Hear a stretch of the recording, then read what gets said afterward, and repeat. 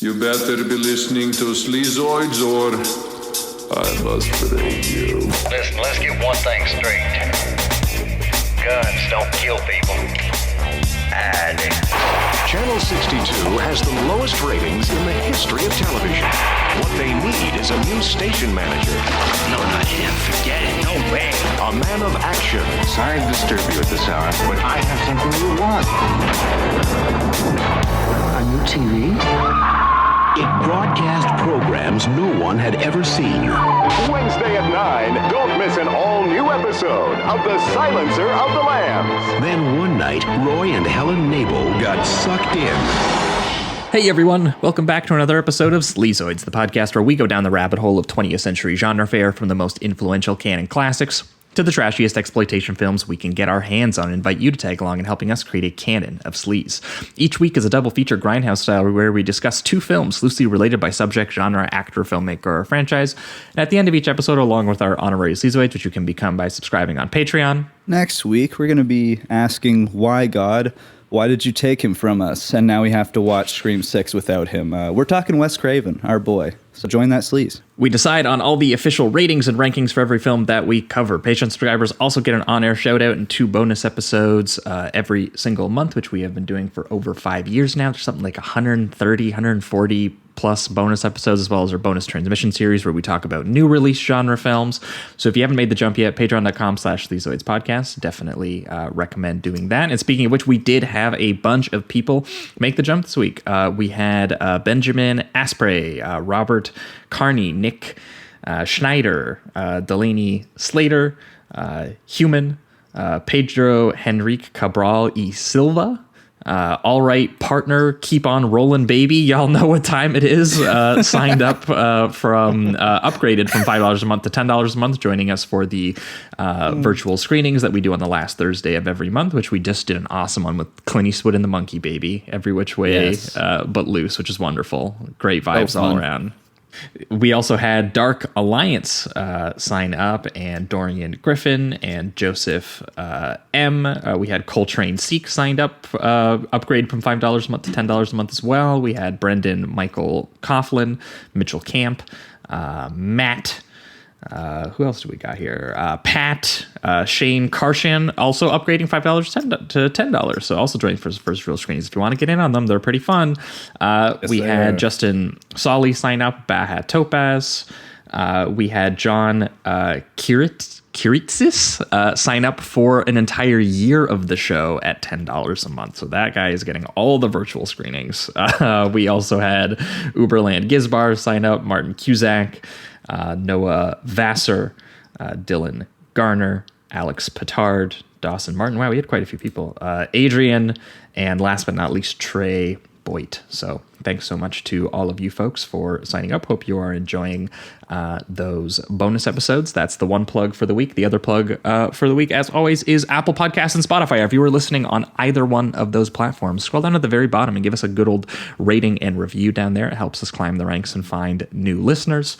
And the very last plug, as always, is merch. If you like the poster art that based out of Toronto horror artist Trevor Henderson did for the show, you can get that put on basically anything that you can think of. You can get a pen, you can get a hoodie, you can get a poster, a pillow, a notebook. You guys have bought a lot of things, and that link is in the description as well as over at sleazoidspodcast.com for anyone interested. But that is it for the intro. Welcome back to another week. As always, I am your host, Josh Lewis, and joining me also, as always, is my co-host, Jamie Miller. Welcome back, everybody.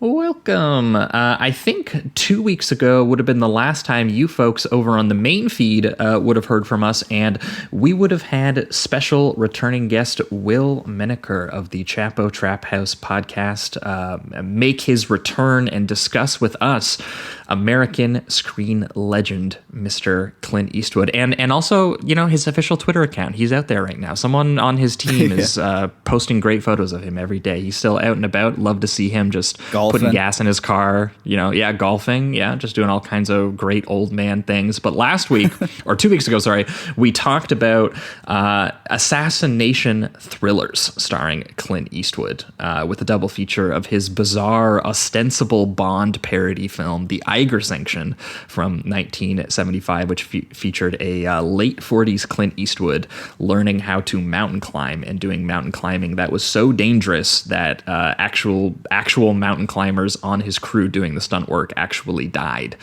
shooting the film. Yeah, it does have some unbelievable stunt work and cinematography, but yeah, I guess there was a price to pay, unfortunately. Yeah, some of the humor of trying to satirize the racism and homophobia of Bond, Clint Eastwood kind of plays it a little straight in that film in a way that doesn't completely register. Pretty much just results in homophobia. But he tried his best, I guess. I don't know. Yeah, and we paired that film, though, with 1993's In the Line of Fire, a cat and mouse dad cable classic directed by Wolfgang Peterson and featuring a 60-year-old Clint Eastwood still doing his own stunts, still involved in political paranoia, conspiracies, and an absolute blast breaking both of those down with Will. So if you haven't heard that episode, that was 2 weeks ago over on the main feed. Go check it out. And then last week over on the Patreon for our exclusive listeners over there, Jamie and I, we kind of taunted the listeners a little bit, and we said, which one of you is going to kill us with a double feature of Play Misty for Me. That's right. We did Clint Eastwood's borderline giallo California stalker thriller film Play Misty for Me from 1971, where he is being stalked by a psycho fan played by Jessica Walter, an incredible performance. And we paired it with Oliver Stone's adaptation of Erica Bogosian's very anxious, very angry shock jock film Talk Radio from 1988. So if you haven't heard that episode, over on the Patreon feed last week, we had a lot of fun asking you guys to hunt us down and kill us. The original podcasters, radio hosts. Yeah. Incredible film, especially Talk Radio. I mean, I absolutely fell in love with that one. So highly recommend. Absolutely. But moving on to this week, we have a very special returning guest making his annual appearance, where once again he holds the belt over every other previous guest, and every time he comes on he just solidifies that even further. We have our Australian correspondent, one of our very first guests who brought us our first Australian horror films. That guest is Andrew Law from the Bunta Vista podcast. Andrew, how you doing? I'm doing very well, guys. How are you? Good. Wonderful. Nice to hear Thanks your for voice. Coming on again. Yeah. It's soothing. It's great to be back. We're gonna grow old together, fellas. That's right. Wait. That's right. Even despite the time differences, this is the first time ever that we got the time difference exactly right, and there's been no scheduling issue of any kind. It feels good, honestly. We did it. Took 5 years, but we pulled it off. Yeah, only taken us half a decade. Yeah, well, welcome back, buddy. We're glad to have you. And being the very first guest we ever had on this show, I'm sure you know the drill. So we ask you to bring 2 films with you and why you paired these films together. And you brought a pretty funny pair with you this week. So explain yourself. Yeah. Well, I've bought all kinds of movies on the show over the years. There's been some comedy in the past. There's been like Dead Heat and Wild Zero. That's true. Dead Heat, honestly, up there with one of my favorite films that someone has introduced us to on this show. So thank you. I've Dead now Heat since and bought Wild the Vinegar Zero Syndrome 4K and watched it many times. So yeah, both of those are bangers. Yeah, we've had some horror and some serious stuff and everything. But this is a pair of comedies. Which I guess the theme here that they're sharing is, I would probably describe it as like a joyous obsession with television. And also that they both offer a very distinct window into a mode of content consumption that has been almost completely superseded now by the world that we're living in. that's true. Also, they're both inherently very silly movies. But, you know, my wife was saying to me recently that she saw a little clip of Taika Waititi talking about making a movie out of the sketch that they had done for What We Do in the Shadows, which started off as a little video that they made with, a couple of their friends, which is them sitting around on couches, just these vampires talking about their housemates and all of their little disagreements, and that they were trying to make a movie out of it. And Taika Waititi said, this is really fucking stupid. And Jermaine Clement said, dude, the world needs stupid shit. Yes. And I agree. Absolutely. I agree. Yeah. This show, it's all about the trash. We're digging through the cultural detritus and finding interesting things in there. So the two movies are 1989's UHF, the Weird Al classic, his first motion picture, after finding a success in records and music videos, and 1993's Stay Tuned, starring John Ritter, which is also an extremely TV-obsessed movie. And I would say the other big similarity that these movies share is that watching too much TV will simultaneously be your downfall and your retribution. Yes. Yeah. Well, and I'm excited to get into it when we do, but it is funny that I think both of these movies have very different attitudes about TV. Where UHF seems kind of very pro the idea of weirdos making bizarre content and just having a great time and sort of like the almost freedom of television in a way, or tapping into a frequency like that. Whereas Stay Tuned is a little bit more of a parable of you need to get off the goddamn couch and talk to your wife. Have sex with your wife. Yeah. Yeah. Have sex with your hot wife. She is trying to get you into the other room. That's right. Turn off the football. Yeah, and also I suppose the stronger message that network television is a force of Satan. Yes. Also, Absolutely. in both cases, for both films, a little bit. Yeah. Well, yeah. So we are moving away from the world of radio last week, and we are moving straight over into TV, which is why I thought this was kind of like just once again one of those just little happy accidents that keeps happening to us in the programming on the show that we don't intend. But yeah, I'm excited. Let's jump into it here. Let's start things off with UHF. He's Conan, the librarian. Today we're teaching poodles how to fly. We beat out the networks. George Newman. He starts where the others stop. We're the #1 station in town.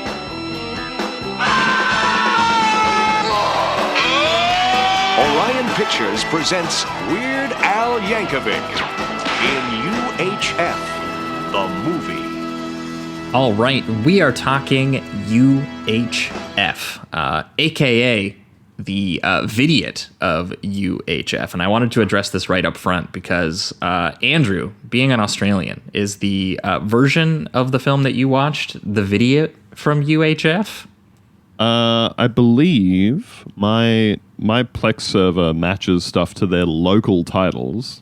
Oh, okay. Because apparently this is the international title, and we did hear from some people when we posted that we were going to be talking about this, that there would be some controversy over which title it got. Because from what I understand, UHF, obviously it stands for ultra high frequency, and which was something that the actual local TV stations did use, but it was kind of going out of fashion even when the film was made, and they kind of Weird Al even saw that this is going to be kind of a dated reference to name the movie after in 5 years from now.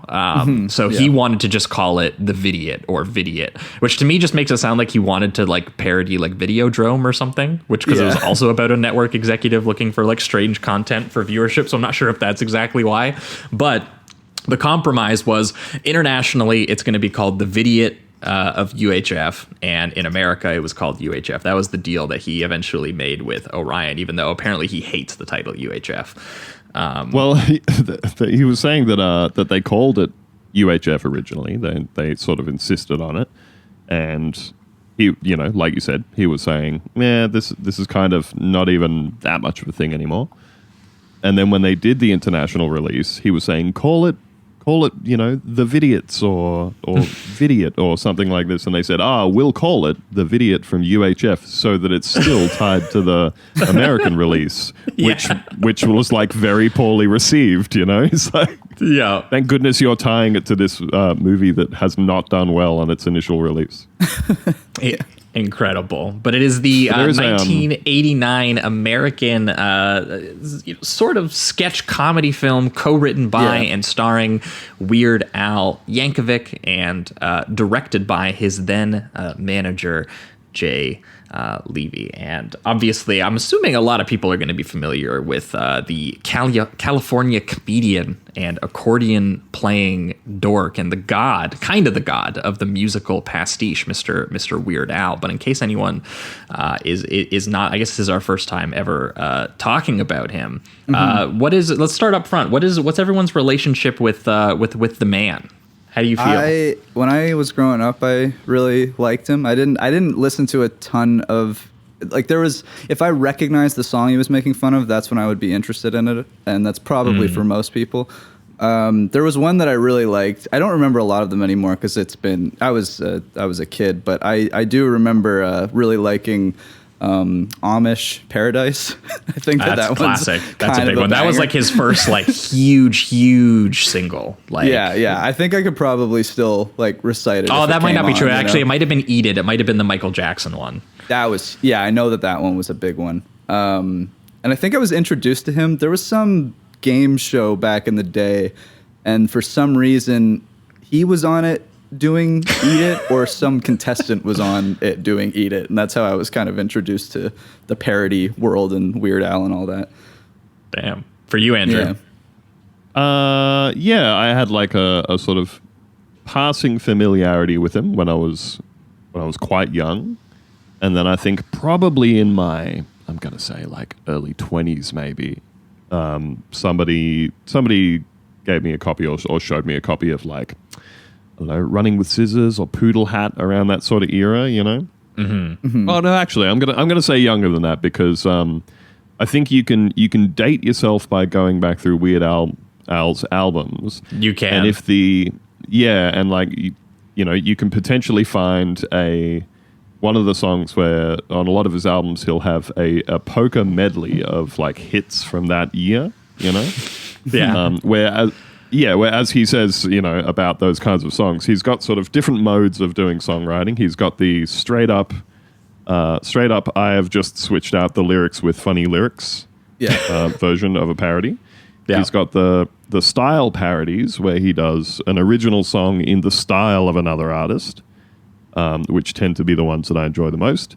And then he also has these like very fast-paced polka medleys of a whole bunch of songs where he doesn't change any of the lyrics. As he says, it's the arrangement that's funny. Gotcha. Yeah, and you can often so if you go back through his albums, you can potentially find one of those polka medleys that kind of has all the songs that were big hits the year you were in high school, Yeah. Damn. Well, that's when everyone gets introduced to him. And due to my age, I'm unfortunately about to date myself because honestly, the most aware I probably ever was of him was like, I obviously knew Amish Paradise. I knew Eat It. I knew some of like the big ones. I knew the My Sharona one, like My Bologna. But probably the biggest hit for him when I was the most aware was White and Nerdy. Because that thing spread like wildfire through the schools before any of us knew what a meme was. Like my parents knew about that song, and there's no way that they even knew what the original song by Chameleon Air was. Like, there's literally not a chance. Like I imagine the popularity of Eminem maybe helped the fact that he was doing like a silly white rapper thing. Like, I have no idea, but that song was fucking huge, and it was definitely at the time led me to go back through all of his old albums and discover his style that he basically sort of lovingly says is a version of kind of like the musical form of the exaggerated caricatures of like Mad Magazine, and that he also combined it with like a little bit of, he loved people like Elton John, and he loved, sort of sketch and stand-up comedians. And also he, when he first got started out, he was just like a dude who just listened to like radio DJs. Like, he talks about his origins of listening to that Dr. Demento like comedy show, and he would send him cassette tapes of his stuff in between like playing coffee shops and stuff like that. So he had very, very humble musical comedy origins. And at the point of UHF here, which was 1989, he had officially already had some hit albums. He had done some TV specials, and there was only one place left to conquer. So UHF was conceived a movie extension of Weird Al's comedic sensibility and his brand, and he began to come up with all of these sketches about popular films and TV shows in the same way that he did with songs, which was not like an entirely unprecedented idea by any means. Like, we've discussed sketch comedy before on the show. We've talked about Monty Python when we paired Meaning of Life with that early Zucker Brothers and John Landis collaboration, Kentucky Fried Movie. And obviously the Zucker Brothers would go on to do some of the most iconic sort of sketch comedy stuff ever, like Airplane and The Naked Gun, which Weird Al would even appear in himself at a certain point. And the Stella shorts as well, I believe. We did the Stella shorts as well. Yep. So we've done some comedy before, and you can definitely feel like him trying to capture some of that kind of musical mischief of Monty Python a little bit here. Although a little bit more than Zucker Brothers, I guess you could say, because when we did Python and we talked Python versus Kentucky Fried Movie, we were definitely like, man, the Python guys, like, they're a little, they can be a little politically strange sometimes, but all of their gags there's wit to them, there's craft to them, even when they're being gross and dirty. And with Kentucky Fried Movie, man, that movie just had like some dull stretches where like you kind of see the joke or the idea for a joke, but it's just like so lazy and one note. They hammered it over and over again a lot of the time too. Like, it was something that was a 3-minute sketch should have been a 1-minute joke kind of thing a lot of the time. Oh, dude, there's a half-hour long kung fu sketch in Kentucky Fried Movie called A Fistful of Yen, and the entire joke is just that it's a bad kung fu movie. And I was like, the actual 70s kung fu movies they think that they're making fun of are genuinely funnier movies and also had better action. So it was just very difficult watch, honestly, for us Kentucky Fried Movie when we did that episode. And so I was glad going back into sketch comedy. I think Al does a much better job and has a much more like unique energy to him that's pretty fast and pretty animated throughout this film, where he unites all of these sketches around this idea of just creating the most bizarre, low budget television programming anyone's ever seen in order to save a dying local TV channel that he's the manager of.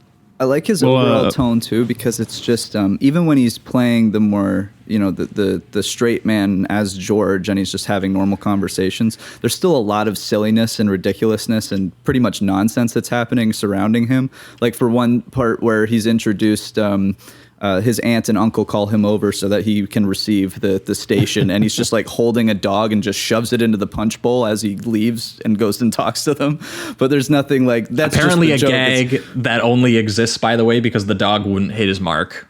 And really? the dog wouldn't like jump into the punch bowl when he was supposed to, so Al just threw him in there. Well, I think it worked out, because I thought that just just how like sudden it was kind of a jarring move for him to do, and it made me laugh pretty hard because I didn't see it coming. And there's a bunch of stuff in here that I wasn't expecting, because I'm used to him with his tone to be, it's obviously silly, but I didn't think it had much of an edge to it a lot of the time. And not to say that this whole movie has that, but there are a couple moments in here that I was kind of. It doesn't quite have the N-word gag from Kentucky Fried Movie, is what you're saying. No, it doesn't have any of that. But like, there is some like animal violence and stuff like that, and some pretty wild moments that I wasn't expecting from Weird Al, just because I'm more used to his, I guess, music, and that's, from what I've experienced, a little bit more like GPG kind of thing.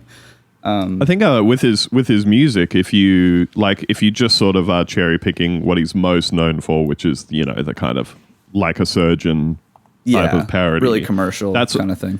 Yeah, that sort of stuff is like I think the most surface level of his work. And if you go back through, if you sort of listen to all of his albums front and back, you will identify a lot of what you're talking about, which is stuff with much more of a kind of like, particularly on his older albums, there's a lot of like, he thinks that being a stalker is very funny. Okay, gotcha. And a lot of like descriptions of people dying and being decapitated. And there's a song on one of his albums called like Why Does This Always Happen to Me, where each verse is him sort of talking about something like being stuck in traffic and realizing that it's because there's this massive 30-car pileup and everybody's dead and there's blood everywhere. And he just thinks to himself, why does stuff like this always happen to me? Now I'm going to miss The Simpsons. And right. A lot of that sort of stuff. I stabbed my boss in the face with my good knife, and I think I might have bent the tip a little. Why does all this bad stuff happen to me? Oh, okay. So he's got a lot of like quite dark stuff through his music, and I think I don't know if you guys have seen Weird the Al Yankovic Story. I think you guys might have talked about that. I did, and Jamie, did you end up watching that? Yeah, I think we might have both done it. Yeah, Newish. Yeah, I did, and I liked it. Yeah, I was both really pleasantly surprised by that movie, because when the news was first, they're doing a Weird Al biopic, I was like, oh. Yeah. And then when it became apparent what was actually happening when you're watching the movie, which was that they were basically doing UHF, but they were like doing it to his life story. Well, and it fit really perfectly, because so much of his career had been, satirizing songs by taking an existing structure and swapping in his own jokes. And then they just did that with the formula of a biopic. Yeah. And said, we're going to take the normal structure you're all used to and then slot in our own jokes, and often like switching gears, and subverting your expectations. They did that very effectively. Yeah. A handful of times throughout that movie, where you think you've sort of got the rhythm of the movie down. Yeah. You think you sort of know how it's going to work out, and then he's married to Madonna and being a drug lord for like a second. Yeah. The part that they get to where they say Michael Jackson has put out a parody of your song. As soon as they, Yeah, so I think like very pleasantly surprised by that movie. But I think if you watch that movie, UHF, and sort of listen to his back catalog of stuff, what I think is pleasantly surprising is how clearly his sense of humor comes through across all of those things. Like how clear it is that a lot of the writing really reflects what he thinks is funny, not somebody else wrote a bunch of stuff and they put Weird Al in the movie. Definitely. It's very obviously all coming from him and his sensibility. No, he has a very rapid fire sense of kind of like anarchy to him, which again is, he has a lot of inspirations for with some of the sketch comedy that we were talking about, and obviously some of the speed of kind of radio comedy as well. But I do like how he's managed to turn them into a form of kind of like controlled chaos in this. Like all of the sketches in this.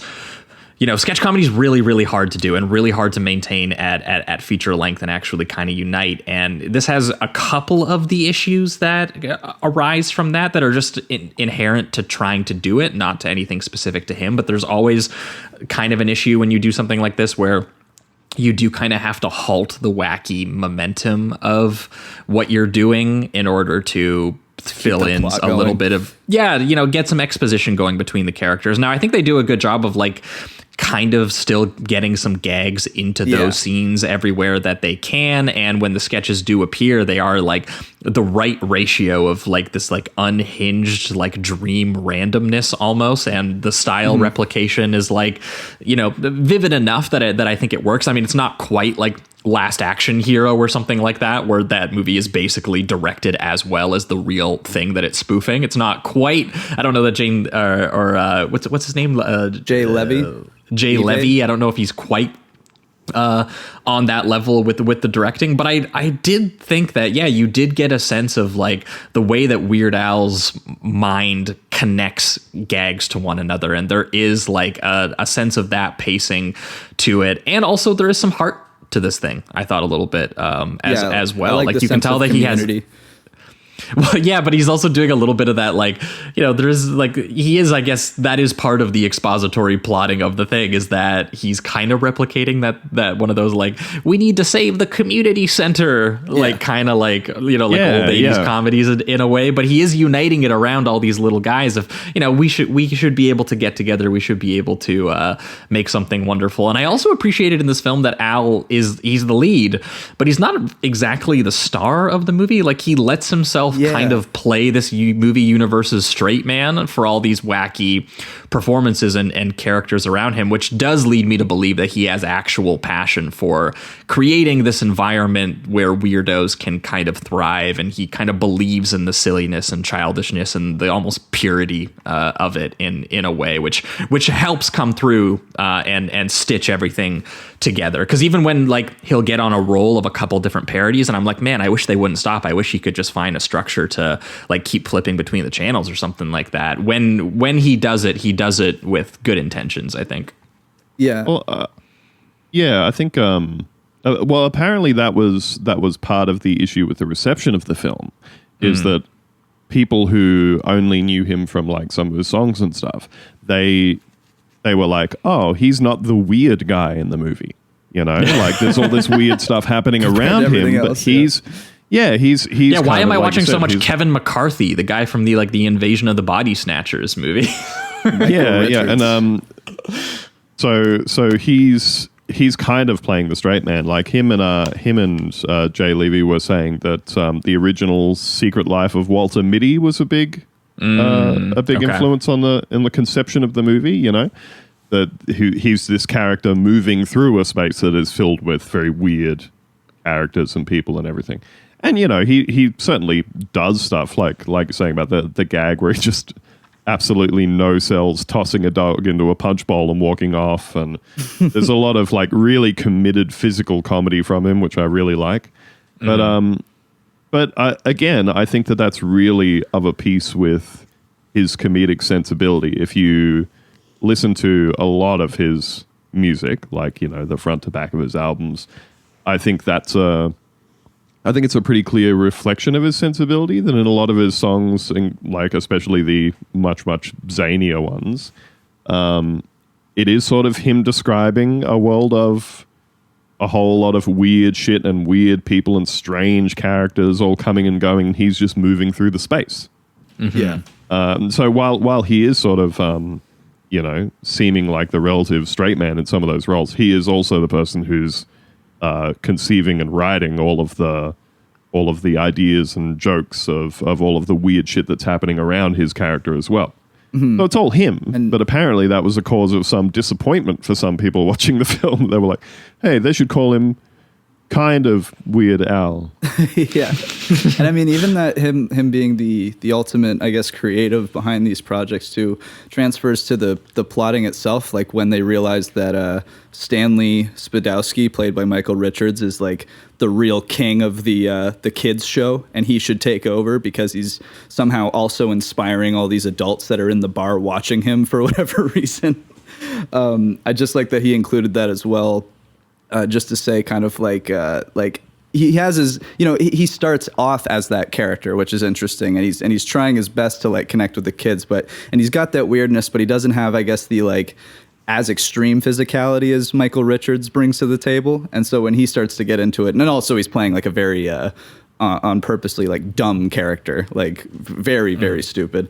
But it just works with like the physicality but again, of it. Stupidity in the Weird Al universe is a form of purity. It's also like wonderful. It's a star. It's the star making quality is that, you know, the guy is that, which is why I do kind of appreciate that even when Weird Al gets like mean with his comedy, it is always in a way that's kind of, you know, kind of nice in a way still somehow. He just, I don't know. Yeah. He has a very generous attitude about who can be funny and who's talented, and, you know, finding these weird qualities in people that are wonderful, while also filling this obviously with tons of pastiches of popular things that would make people interested in going and seeing the movie. Because apparently they gave this a really big release because they put this up against fucking Batman 1989, the Tim Burton Batman, and they expected it to make money because it was testing so well.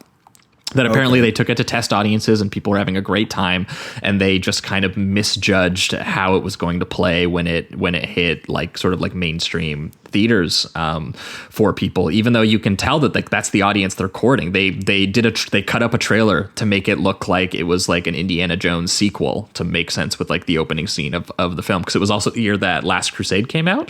So they were like, you know, they were like, we're trying to get the blockbuster audience to go and see Weird Al. We want a big movie, and it didn't quite work out for them. But I think that the aspiration or like the ambition is there regardless, which kind of makes it, which is why I think it's probably had a little bit of a life after the fact. Like you can see the effort on a display, even if they didn't have all the money to pull it off exactly how they might have wanted to, you know, like the big movie parodies that they're doing. Some of them aren't as, I don't know, I guess like stylistically replicated in as convincing a way as some of the ones that I'll say in like Stay Tuned are, just because they had a little bit of, you know, more money going on there. You had it's part of the charm almost too, though, like to just see it so like haphazardly put together. Oh yeah, absolutely. Like there's almost a gag. There's something funny about seeing for example, like the opening Indiana Jones bit when he's walking through the jungle and it's cobwebbed caves, and you can tell that it's not quite like a full set recreation of an Indiana Jones movie. It was done with like miniatures, and Al is like composited in, and it almost looks kind of chintzy, but in like a charmingly chintzy kind of way. Yeah. I think that a lot of the effects and stuff. I think, I think with this movie, you genuinely have to admire the range of like sets and parodies and like different TV shows that they've set up and like different kinds of special effects. There's like claymation-y sort of stuff in there. There's models. There's green screening. There's, you know, practical effects and all kinds of stuff. Yeah, one of the first things he does is, as Indiana Jones, he whips a dude's arm off, and it's literally like a gory prop. And one of the best parts of it is that technically it's the wrong arm that falls on the ground, but I didn't even care. I thought it was just crazy that they had a full like gory prop arm to use and everything. Like, you know, like they're putting some of the work into it for sure. Yeah. Well, and also it helps that that's revealed to also be a dream. So there is something that's kind of off about it anyway, because it is set up that a lot of what we are seeing and a lot of what we are going to see over the course of the film of all this bizarre TV programming that he comes up with is because this guy is just something of a, you know, this George Newman character that Weird Al is playing is like basically this man-child who can't hold a job and spends his day daydreaming about himself being inside of the popular things that he likes or being some kind of hero or, you know, visionary.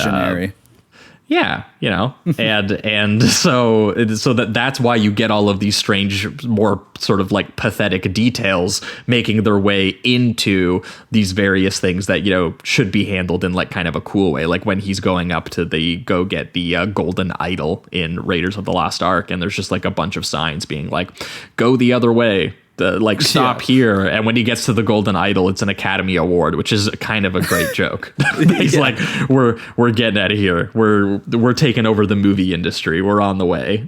Yeah, and he just says constant things, even if it's small. Like, you know, he's doing the whole suspense sequence where he's got the bag of sand and he's going to switch it, and then he just goes, fuck it, and throws it over his shoulder and grabs it.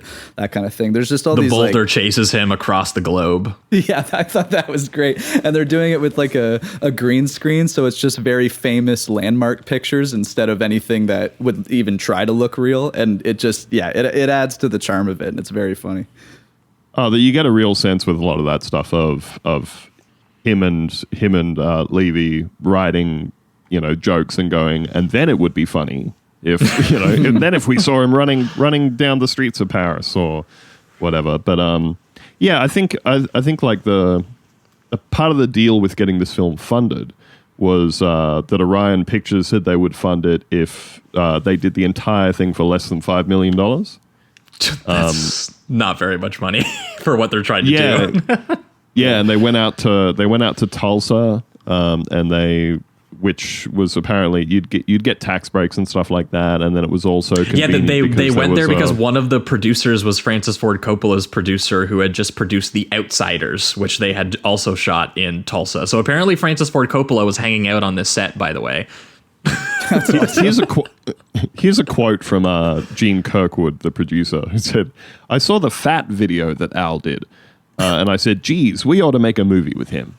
At the time, I was making a film called Ironweed with Jack Nicholson and Meryl Streep, which was a very depressing movie set in Albany. I really needed a laugh." It's as good an excuse as any. Just to have a good time. Yeah. The thing I learned recently was that the Fat video that he did parodying Michael Jackson's Bad.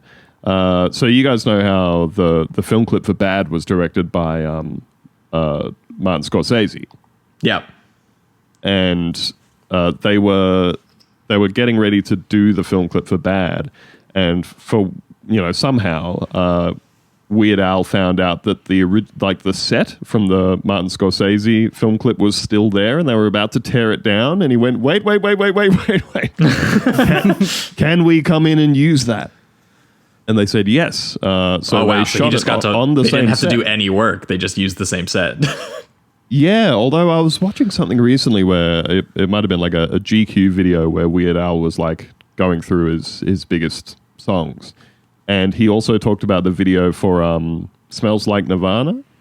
And he said, I think that was the one where we had the most stuff from the original thing, where they booked the same sound stage. They had all the same cheerleaders from the Smells Like Teen Spirit video clip. And they got the same janitor who was in the film clip as well. Wow. So basically everything in that video is the same stuff from the actual other one. But that's just with that one. That I think that's the song I read that he kind of had a bad time after this because of the reception and because of the bad box office numbers. And he was in he said he was in like a 3-year slump or something. I think it was the Nirvana song that got him back into the game again. Well, yeah, it was his next studio album that did well, and of course, Kurt Cobain was the person who. Very media shy and all that sort of stuff, but Weird Al, who always reaches out to people first and says, "Can I have your permission to do a parody of your song?" Despite the fact that you don't need to under American law, like parody and satire and stuff is all protected as First Amendment speech. But if he asks somebody and they say, "I don't want you to," he doesn't do it out of respect for the artist. And he asked Kurt Cobain, who was like, "Fuck yes, now I know that I've made it."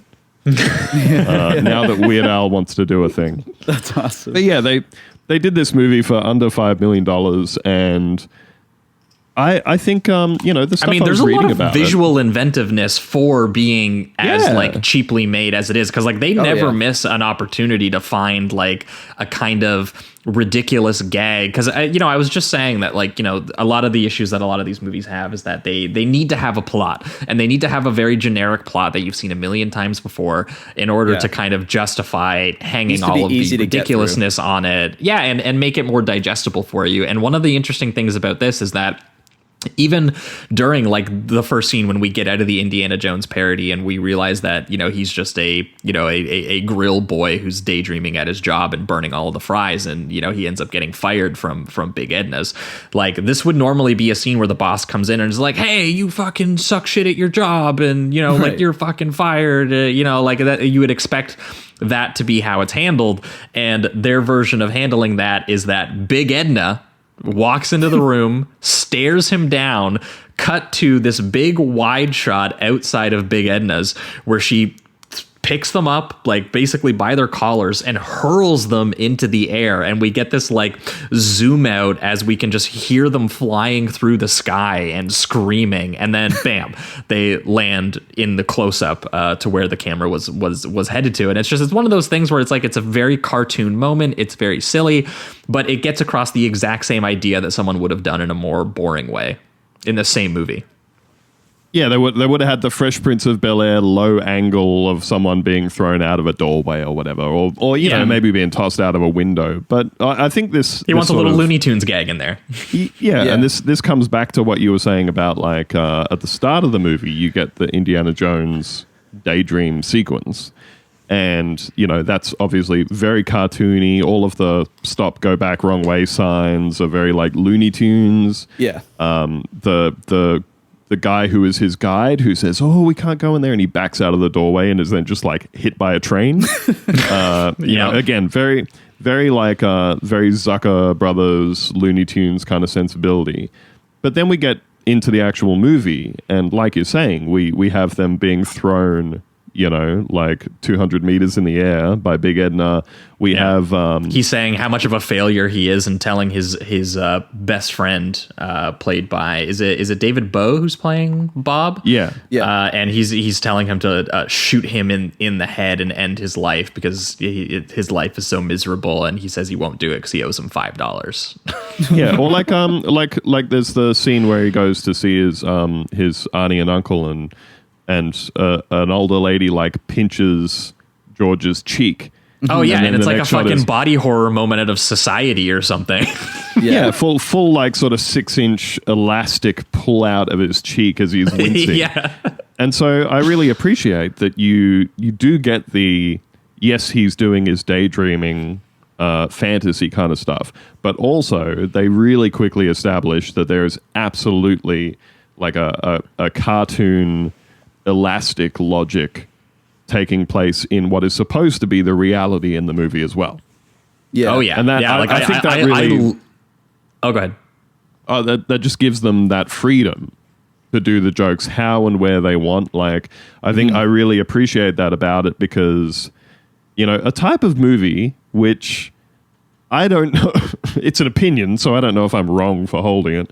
But like, as I get older, I become convinced that like the funniest movies to me are the Zucker type, Naked Gun, you know, Loaded Weapon, Hot Shots type of movies, purely because, or like a large part of the reason is the sheer density of jokes and visual comedy and how much of the time you can look at something and say, they must have spent several days putting together all of this stuff for like a single throwaway joke in a 2-second shot. Yeah. You know? And I have this like real admiration for people going, yeah, like let's have this Looney Tunes style reality where anything can happen as long as it facilitates a joke taking place on screen. Yep. And we'll put all this effort into it. Like we're talking about a movie like this with a low budget, that scene of, it'd be funny if when she pinched his cheek, you know, it pulled right out away from his face like it was made out of rubber. And then they would have had to go away and say, how the fuck are we going to do that? Yeah. Like, let's get this together. Let's get a special effects guy or whatever. But the range of special effects and comedic throwaway jokes and stuff, they're really, really varied. So you get that sense. Yeah, I mean, sometimes they'll just come out of nowhere. There'll be like that moment where he's having a fight with his roommate and being like, "Oh shit, like I'm late for dinner with my girlfriend," and he'll be talking around the apartment with him, and then all of a sudden you'll realize that, oh yeah, they established that they live right next to a karate school, so that you can get the gag. And you can hear the karate school happening right next to their apartment while they're having their whole sort of domestic argument that they're happening. And you'll just have, you know, he'll be like, oh my God, I'm late. What time is it? And then bam, a karate fist will come through his apartment wall and there will be a watch on it for him to check the time and be like, oh shit, I need to get out of here like right now. And it's just one of those things where it's like, you know, they have to establish a couple different details and visual details just to get to that 1-2 second gag that really doesn't contribute a whole lot to the, like, again, another filmmaker would have just had him look at the clock and been like, oh shit, I'm late. But it's like, no, they want to have a whole thing where a fucking fist comes through the wall. Like you said, they establish that they live, you know, next door to a karate school. During the conversation they've been having, there's the sound effects of people thumping and bumping and ki-ing next door, which is funny in and of itself. And there's even a moment where, you know, he's making a disgusting treat to eat. He's making his Twinkie hot dog with aerosol cheese. Yeah, which he then dips into a cup of milk. Yep. Like, oh shit. But while he's doing that, there's like this thumping happening and stuff is falling off the wall of their apartment because of the impacts that are happening on the other side. So like I said, they've done all of this work just to establish the payoff for this like 2-second long joke that doesn't do anything further than establish, like he's already established that he's late. You know, it's not doing anything other than having the joke in there.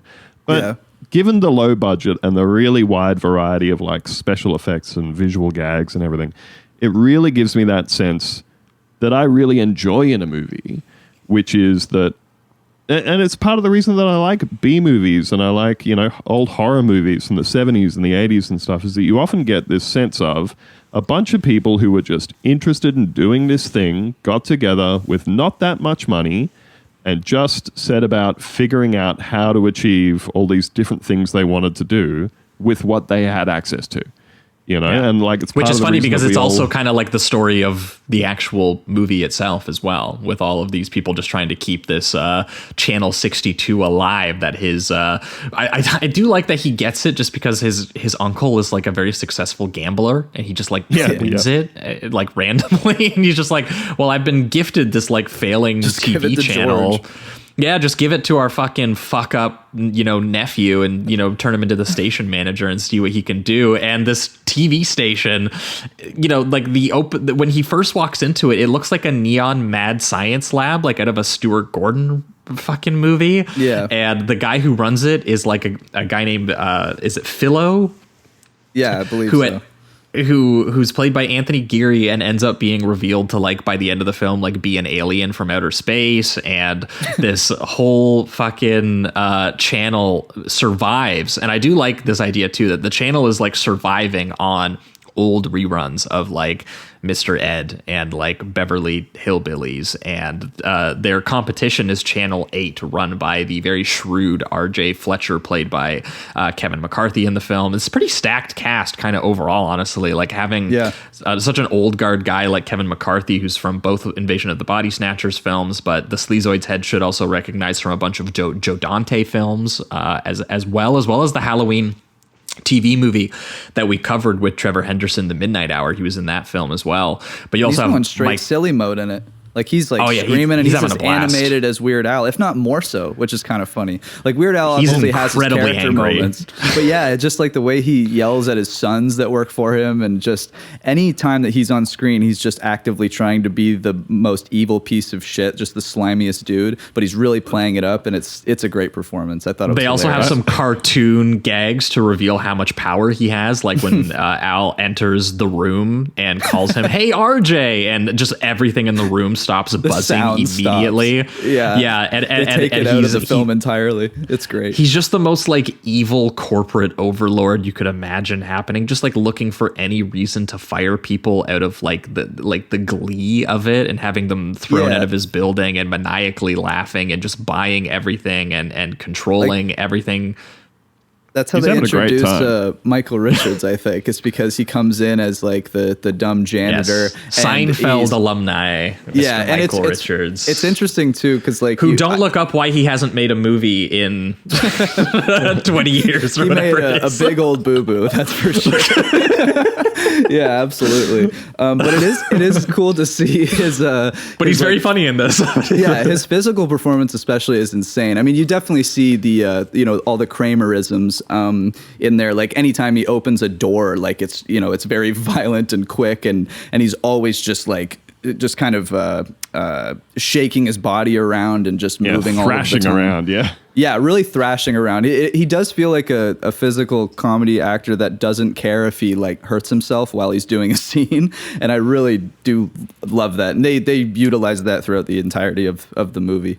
And they relish making him like a dim-witted kind of character who's just like, big but also close-ups very and pure monologues. and tries really hard at his job. And he's when they fire him from being a janitor, he's really upset about it because he's like, that's my childhood mop. I've had that for so long, and they've thrown me out like a bag of moldy tangerines. I thought that was such a crazy Kramer line.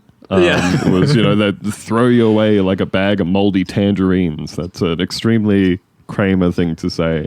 Yeah, absolutely. And also like that mop was special to me. It was given to me on my 8th birthday. Like that's an extrely Weird Al joke. Yes. To me.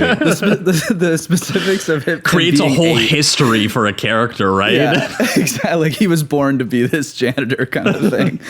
Oh man, and he's just so passionate about it. It's just been his whole life. Yeah, it's a very funny gag, very silly. I also loved seeing Billy Barty in this film, who's the station cameraman playing Noodles McIntosh. But he's the very little guy who most people would probably recognize because he was kind of your go-to guy in the 80s if you wanted like a goblin or a dwarf character in a fantasy film. Like he's in Legend, he's in the Dolph Lundgren He-Man. But I mean, like he's a legend who's been making movies since like the Universal Monster days. Like that guy was in Bride of Frankenstein. Oh shit, that's awesome. Willow. Yep. That's crazy. Yeah, like, so very funny seeing him get like a little bit of, he gets to play the cameraman, which turns into like an actual camera gag because he's a very small guy. So all of his camera angles as a news reporter are filmed at a very low angle shot that are not flattering to the news correspondent Pamela, played by Fran Drescher in the film from Saturday Night Fever and Spinal Tap. And she's the girl who's trying to make her way up in the sort of male dominated industry where you have characters like, it's the guy from The Sopranos, David Provol, who plays Richie from The Sopranos. Yeah, he gets the fucking great line of, "Hey, broads don't belong in broadcasting. Get out of here." I think, just coming back to what you were saying earlier about like a lot of Al's jokes, like not being super mean spirited about the sort of weirdos of the world, And in this case, like, I think similar thing with Billy Barty in here, where you do get the kind of initial joke of, it's funny, like, yeah, it's not she funny. Can't see her cameraman because in the sea of cameramen, he's, a couple feet shorter than the rest of them, is like the origin, like the first joke of his character. But then it's like they make him a real character that you kind of latch onto and actually has a revenge arc in the movie for everyone who picks on him.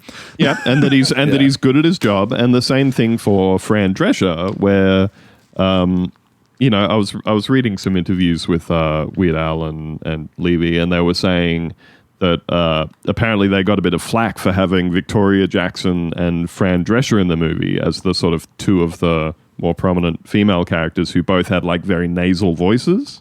I don't know why you would get flack for that, but they said, no, we just thought it was funny to have somebody with a voice like Fran Drescher, who absolutely like dials it up for the TV shows and movies and stuff that she's in. They said, we just thought it would be a funny joke to have somebody who has a voice that is not like what you would expect a newscaster's voice to be like as a newscaster. Like, that's it. And then by the end, she's reporting on the biggest story of the entire movie. And yeah. And she doesn't have like the straightest deliveries, which is nice because, she's playing a news reporter, but she still kind of has that, her signature voice, but even just the way she delivers things, she's more she has moments, especially I guess near the end, where she's kind of like coming back at them a little bit, insulting them and kind of playfully going at them. And she's really charismatic. Like, yeah, totally. Yeah, but the channel that Weird Al has been made station manager of, it is on, despite all of these eccentric characters who run it, or maybe partially because, well, not partially because as we find out by the end, they actually put on a really great show together. But the reason the channel is attracting all of these sort of eccentric characters you would see as Channel 8 making their first choice for them. The channel itself that they're running, 62, is on the brink of bankruptcy. So George is the one in charge of trying to come up with some new programming that might interest people. And at first it goes very, very wrong, where he starts his own talk show starring him, the very first episode of which is with a local high school shop teacher showing him how to run a table saw. And the guy just table saws his own thumb off right on air in front of him. The cameraman who's eating a sandwich has to drop the sandwich from his mouth. And the guy who's performing it is so like, good. Yep. Can you believe this? Would you look at that? Just call me Mr. Red. Butterfingers. So yeah. Apparently, as the blood is squirting, like it's a full gore gag of the blood fucking squirting into his face and everything like that. All over everybody's faces and clothes and everything. And that to me is like an extremely Weird Al sensibility. He is just playing the character in the scene who is horrified by what's happening.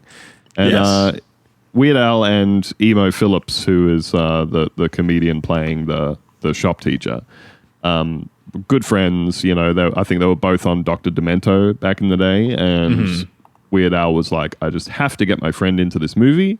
He didn't have anything written specifically for him in mind, and they got to that scene and said, we need someone in this scene, and he said, put my buddy in there.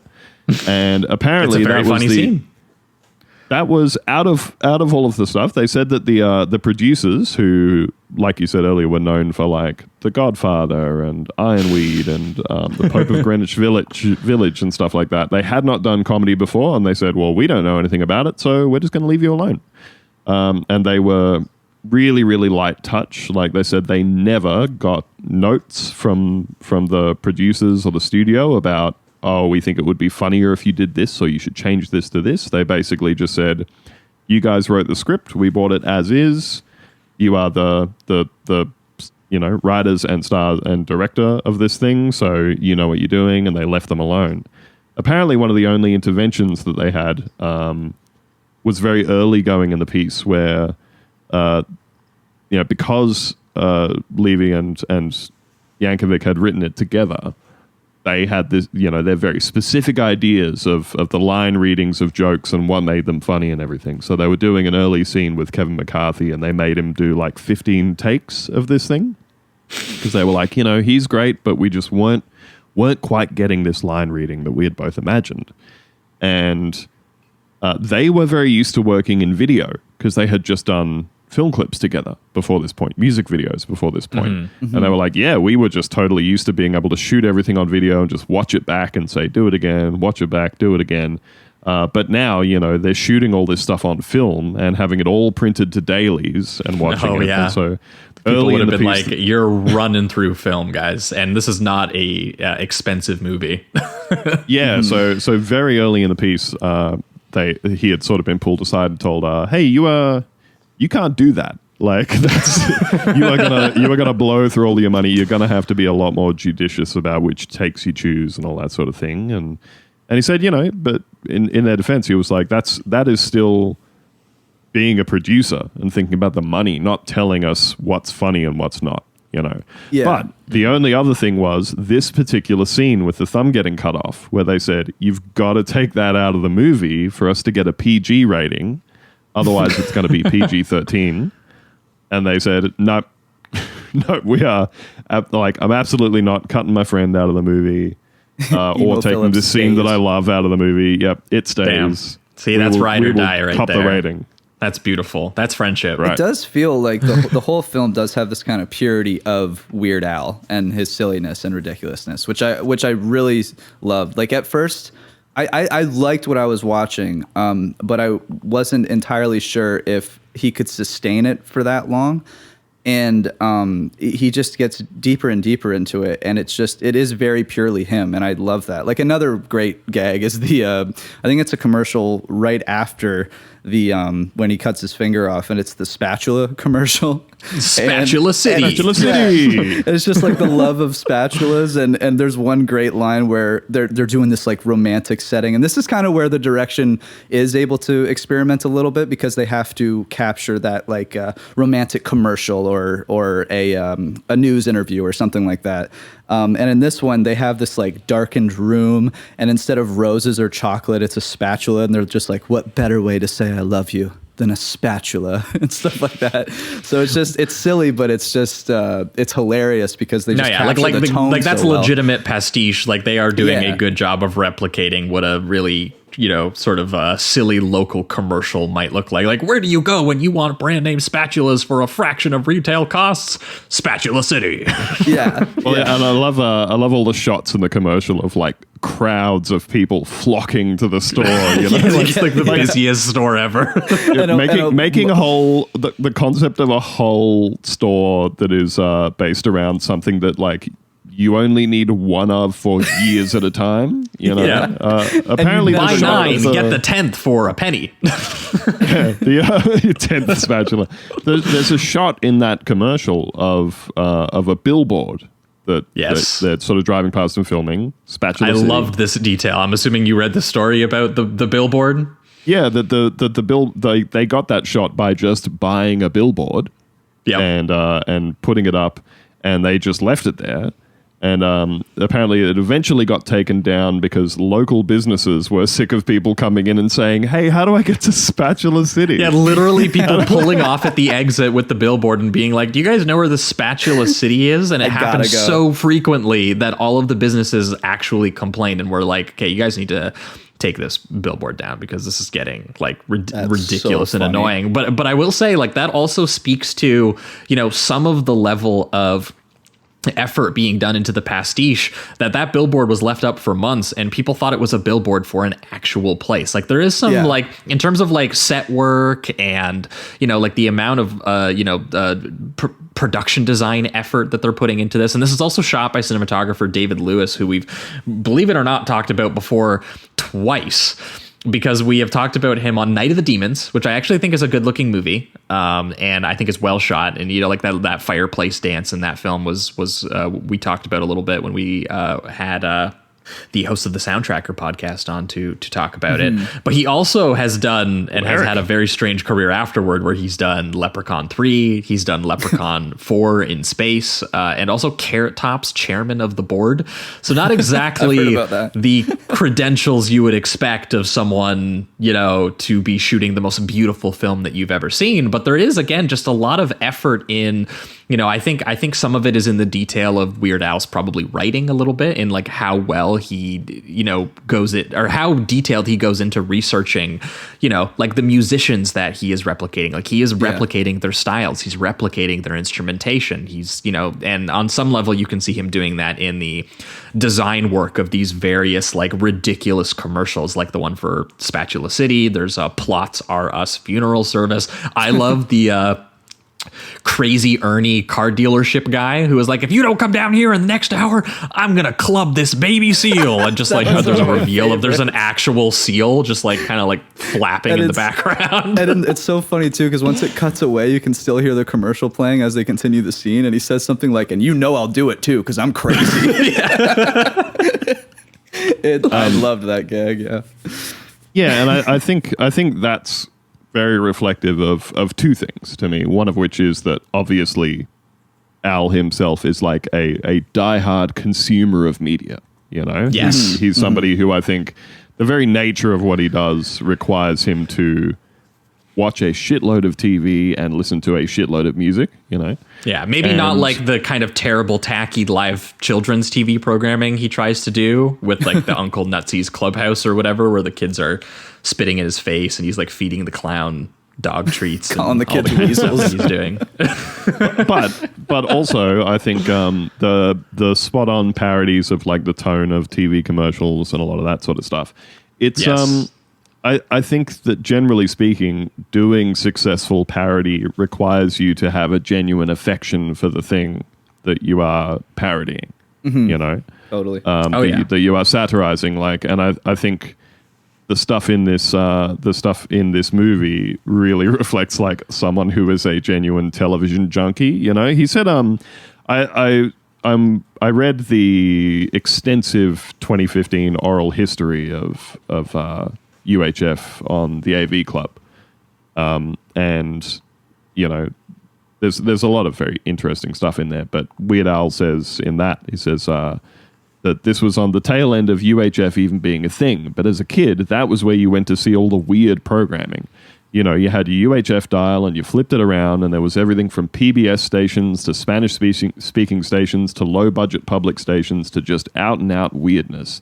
It was a precursor to the internet. It was like if you wanted to do something unusual and bizarre, you'd go to UHF. So, yeah, you get that real sense of he's not just sort of thinking, oh, yeah, let's do something where, you know, we make fun of this idea that I've heard of. He was a kid and spent a bunch of time watching like weird late night shit on UHF on his TV. Yeah. Well, and the movie absolutely captures that kind of energy where eventually his daydreaming fantasies like start taking over the previous boring programming as he's trying to conceive of what new programming could look like. And the first example of that is when he falls asleep watching the Beverly Hillbillies rerun that's on his TV, and it turns into this like blocky animated 80s MTV rendition of the Dire Straits' Money for Nothing. And he straight up steals the entire music video aesthetic. He steals it's the most like plainly Weird Al has done this a million times before, but he's found a way to do it into his movie where he has actually successfully redone the song, redone the music video, but kept the lyrics or kept the story of the Beverly Hillbillies and basically made like a new intro for them. And it's really hilarious hearing like the Dire Straits voice be like, swimming pools, movie stars, we're going to Beverly Hills, like this kind of stuff. It's very ridiculous. And I love that that's just like this subconscious thing that hits him, and he goes, wouldn't that be something crazy? And that ends up driving, as Andrew was kind of putting it like very clearly, he kind of adored that as a kid, and he's like, what if that was like the driving force behind this station that's kind of failing? Because at this point in the film, he's very depressed. He's just like, Weird Al does get to do one of the funniest things he does in the movie, which is when he goes up and tries to do the Uncle Nutsy's Clubhouse thing, and he's introducing a Roadrunner cartoon.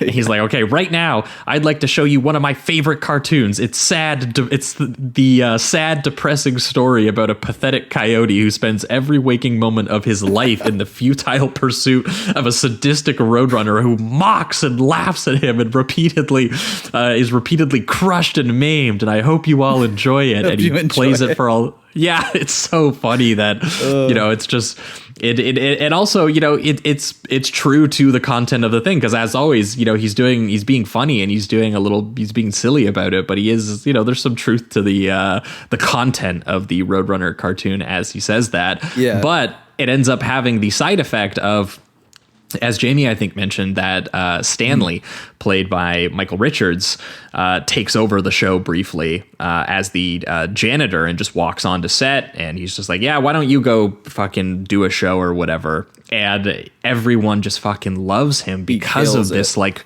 this pure childish glee that he kind of has, where he's like, watch out, Mr. Coyote. Oh no, that's so terrible. And then he truly believes in it, him coming out, like the first physical thing that he does in front of the kids, like he screams at the kids, but they react in a very positive way. And then when he sees that positivity, he does this like crazy arm swing for like so fast and just insane. But it's hilarious. Like he's nonstop every time he's on screen. It looks like he's sweating throughout all day, just the way he moves. Yeah, and all the children were previously spitting on on Weird Al, right? And all these children are just like, we kind of love this guy who's like, that cartoon reminds me of a dream I had last week where I was a bird with a candy bar for a head. And all of the people are just enraptured by him and his suspenders and by his very simple philosophy that life is like a mop. And sometimes life gets full of dirt and crud and bugs, but you can't give up. It out. Yeah, these floors are dirty as hell, and I'm not gonna take it anymore.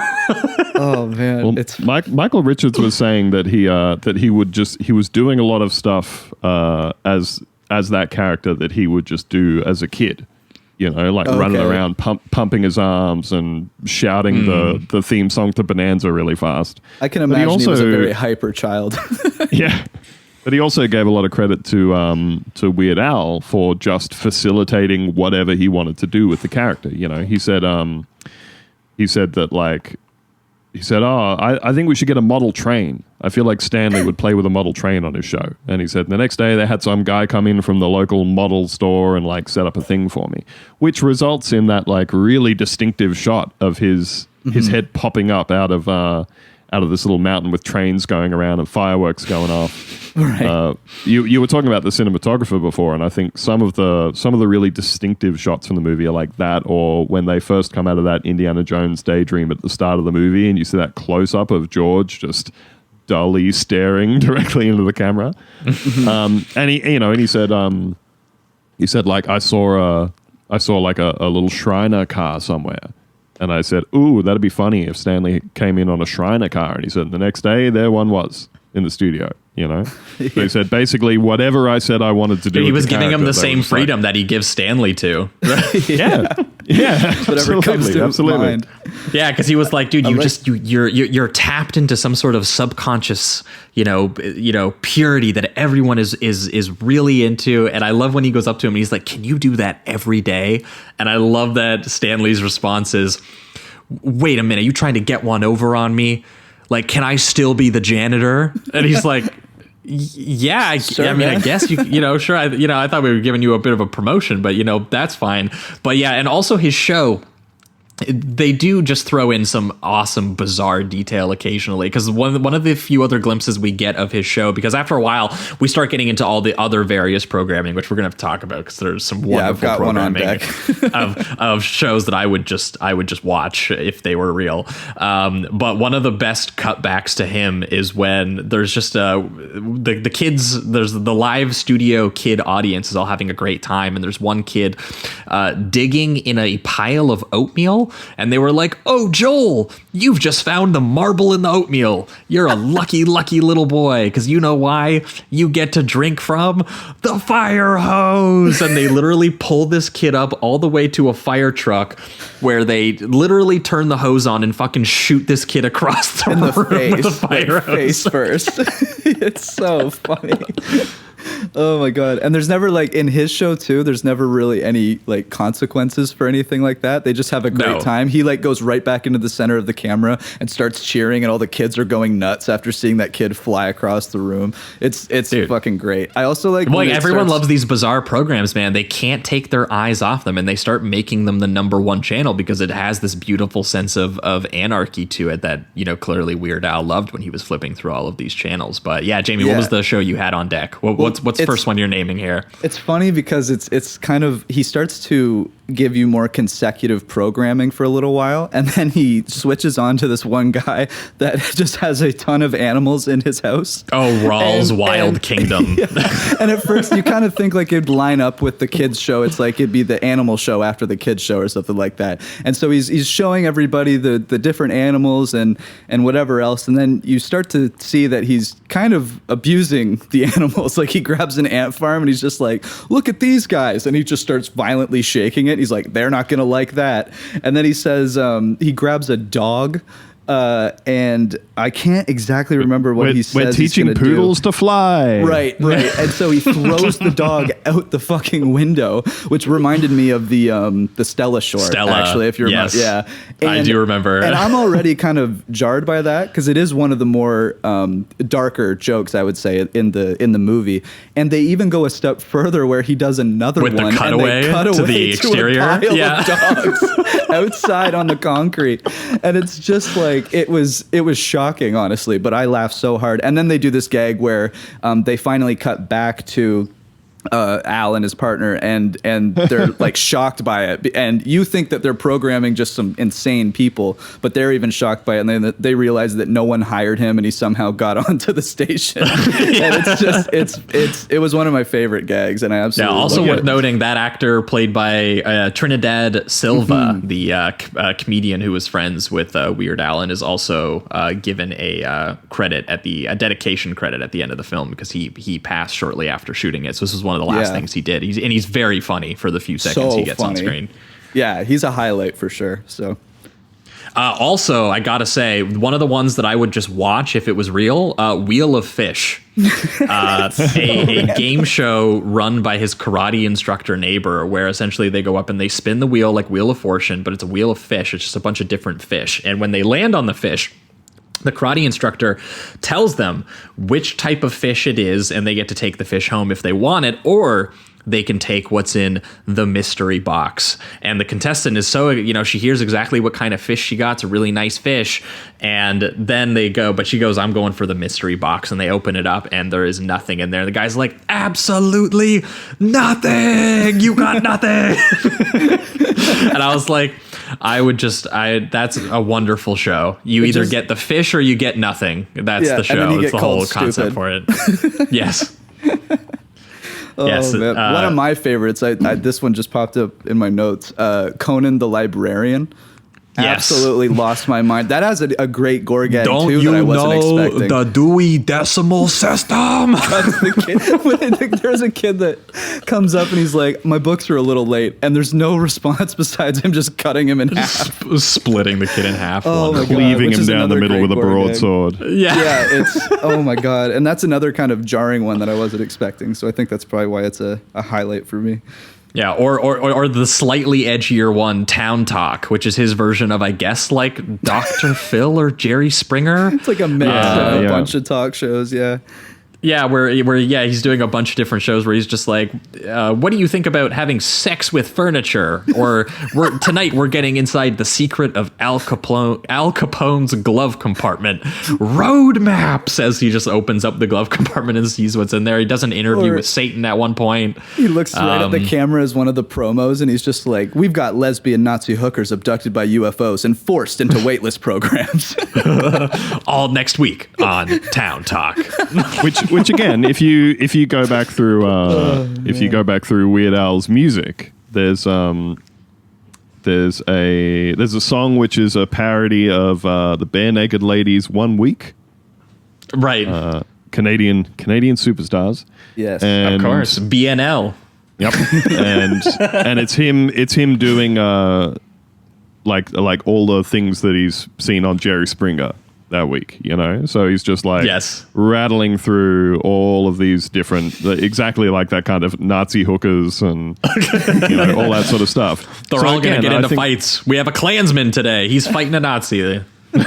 Yeah, and so again, like going off of both that song and this sketch in this movie, you really get that sense of like he's absolutely blown hours and hours and hours of his life away watching like Jerry Springer and Sally Jesse Raphael and a lot of just Dr. Phil and straight trash, you know? It's interesting too. There's a couple gags that I've seen, you know, done a little differently in the more modern era, I guess. But like, for instance, Gandhi 2, when they do the second Gandhi film and he's an action star, the Family Guy actually like it's a blaxploitation action movie. It's like a funk soundtrack, and Gandhi is like punching through people's chests and having sex with models and firing driving machine guns Ferraris and shit. Yeah, like it's honestly, Family Guy lifted almost the entire gag with their like Jesus or Passion of the Christ 2. I don't know if you guys have ever watched Family Guy or seen that joke, but it's literally the same joke where it's just Jesus Christ, but now he's an action star. He's in a Ferrari. He's getting the women. He's doing drugs, like all this stuff. And it's just funny to see that. I'm like, it's clearly ripped from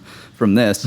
And even some of the stuff like just the idea, I guess, of like these really mean, hardened, almost mafia style news channels is kind of Anchorman-ish. Anchorman, yeah, you can see that. And two, have you guys seen Freddy Got Fingered?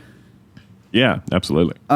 It's you know, that's obviously much more raunchy, but just that kind of, you know, joke after joke, even if it doesn't connect with something else, just very much reminded me. It had a very similar energy, I guess. The sort of like stream of consciousness of just like just whoever was writing. Now you're watching 5 seconds of an upside down yodeler. Yeah, exactly. So apparently, it was cool to see those things. Apparently, they just they were in Tulsa and just put out like an open casting call. Oh, that's awesome! They were like, "Who's got the weirdest shit for us?" so yeah, the whole telethon section of the movie, again, we're going to save the rec center wrapping up of the plot. Yeah, because Fletcher is trying to pressure his uncle into selling the station back to him now so that he can swallow it and turn it into a parking lot, and you know they have to fight back by selling stock to all the viewers in an effort to democratize and turn it into this like publicly owned business and raise money for it and everything, because they're just like, come on guys, this is a weird show for weird people. Everyone gets a chance to be a star. We all love watching it. Like clearly the ratings are skyrocketing and doing better than corporate television. So let's get together. Let's save this TV station. Well, it also, it makes sense in the context of like the whole UHF thing in the first place. Of UHF is the place where any weirdo can have something, you know, have a piece of the pie. Which is really nice, because I do get the feeling that Weird Al believes that, and the fact that he refused to get a PG rating to make sure that his weird friend got a 5-second cameo that doesn't matter to the plot at all. It's literally him just cutting off his finger. And the fact that Weird Al committed to keeping that guy in the movie leads me to believe that this is something he genuinely believes in, that he would save the rec center or save the movie in order to get more weird, funny guys on the air and give them star power. So he says about the telethon section at the end there, this is from the AV Club Oral History. Quote, we did some casting in Tulsa and some out of Dallas, which is not too far away. We tried to get as much local talent as possible. We did our big sort of telethon / gong show. We had an open call where we had people come in and show their talent. We had people standing on their head playing the banjo and all kinds of stuff. If it was bizarre and stupid enough, we shot them for the movie. So all those things of like, the people with the big fake top hats over their shoulders and heads doing the belly dancing thing. The guy who's like, that's so awesome. The guy who's playing the banjo upside down and yodeling. These are all just, they said, hey, have you got a weird talent? Get on down here. They did it like David Letterman's Stupid Human Tricks, which was where they would just get people in to do some oddball talent that they had and say, that's so awesome. Yeah, that's so great because it just serves the exact purpose that it serves in the movie. Like it's very nice. It's very sweet to hear that, honestly. Yeah, and like you said, I think that it really does. I think it really does come across with a genuine affection for the subject matter of the movie, for the freaks and weirdos of the world, for getting a bunch of your weird friends together and making something fun. A lot of the people who they talked to in that oral history all said, like, of anything I have ever worked on, this was the most fun, with the most collegiate set, where there was no ego and no sort of crosswords and conflicts or anything. Everybody there was just kind of hanging out and having fun and getting along and making this fun thing together, which I think is very believable looking at the finished product. It really does seem like a low budget thing where people have just said, you know what, we've got several hundred jokes that we want to pack in here, and we're just going to figure out how to do it. And, Jay Levy was a first-time feature director, so for him, he said, this was... I had directed music videos before, but this was the first time I had ever directed actors delivering dialogue. So we're just working all this stuff out on the fly together. Yeah. And you can definitely tell he's a little bit more comfortable when it gets into like the little mini set pieces of like he needs to copy a style for like a minute or something like that. Like he seems to have some fun like that. When it, like, for example, when this is where we're hitting the point where in order to the other channel, as Jamie was mentioning, is getting the rival gangster underlings of the Channel 8 corporate head office are kidnapping Stanley because they are like, we need to hold him hostage. He is too magnetic. He is too much of a star, and no one will look away from him. They're raising too much money, and they blindfold him. They take him into the warehouse. They look like they're prepared to torture him, but he doesn't really understand what's going on. He's just talking about how much he loves anchovy pizza. But eventually, in order to get him back, Weird Al envisions it sort of like the opening of the Indiana Jones parody, where he's like, I'm going to be an action star and I'm going to get my fucking buddy back. And so even though Michael Richards is basically, I think at that point in the set piece, he's fighting his way out of his own action scene because he spots his mop. Right. He sees his old mop, and he literally gets like the physical energy to fucking rip through his shackles and go get his mop and start beating the shit out of them.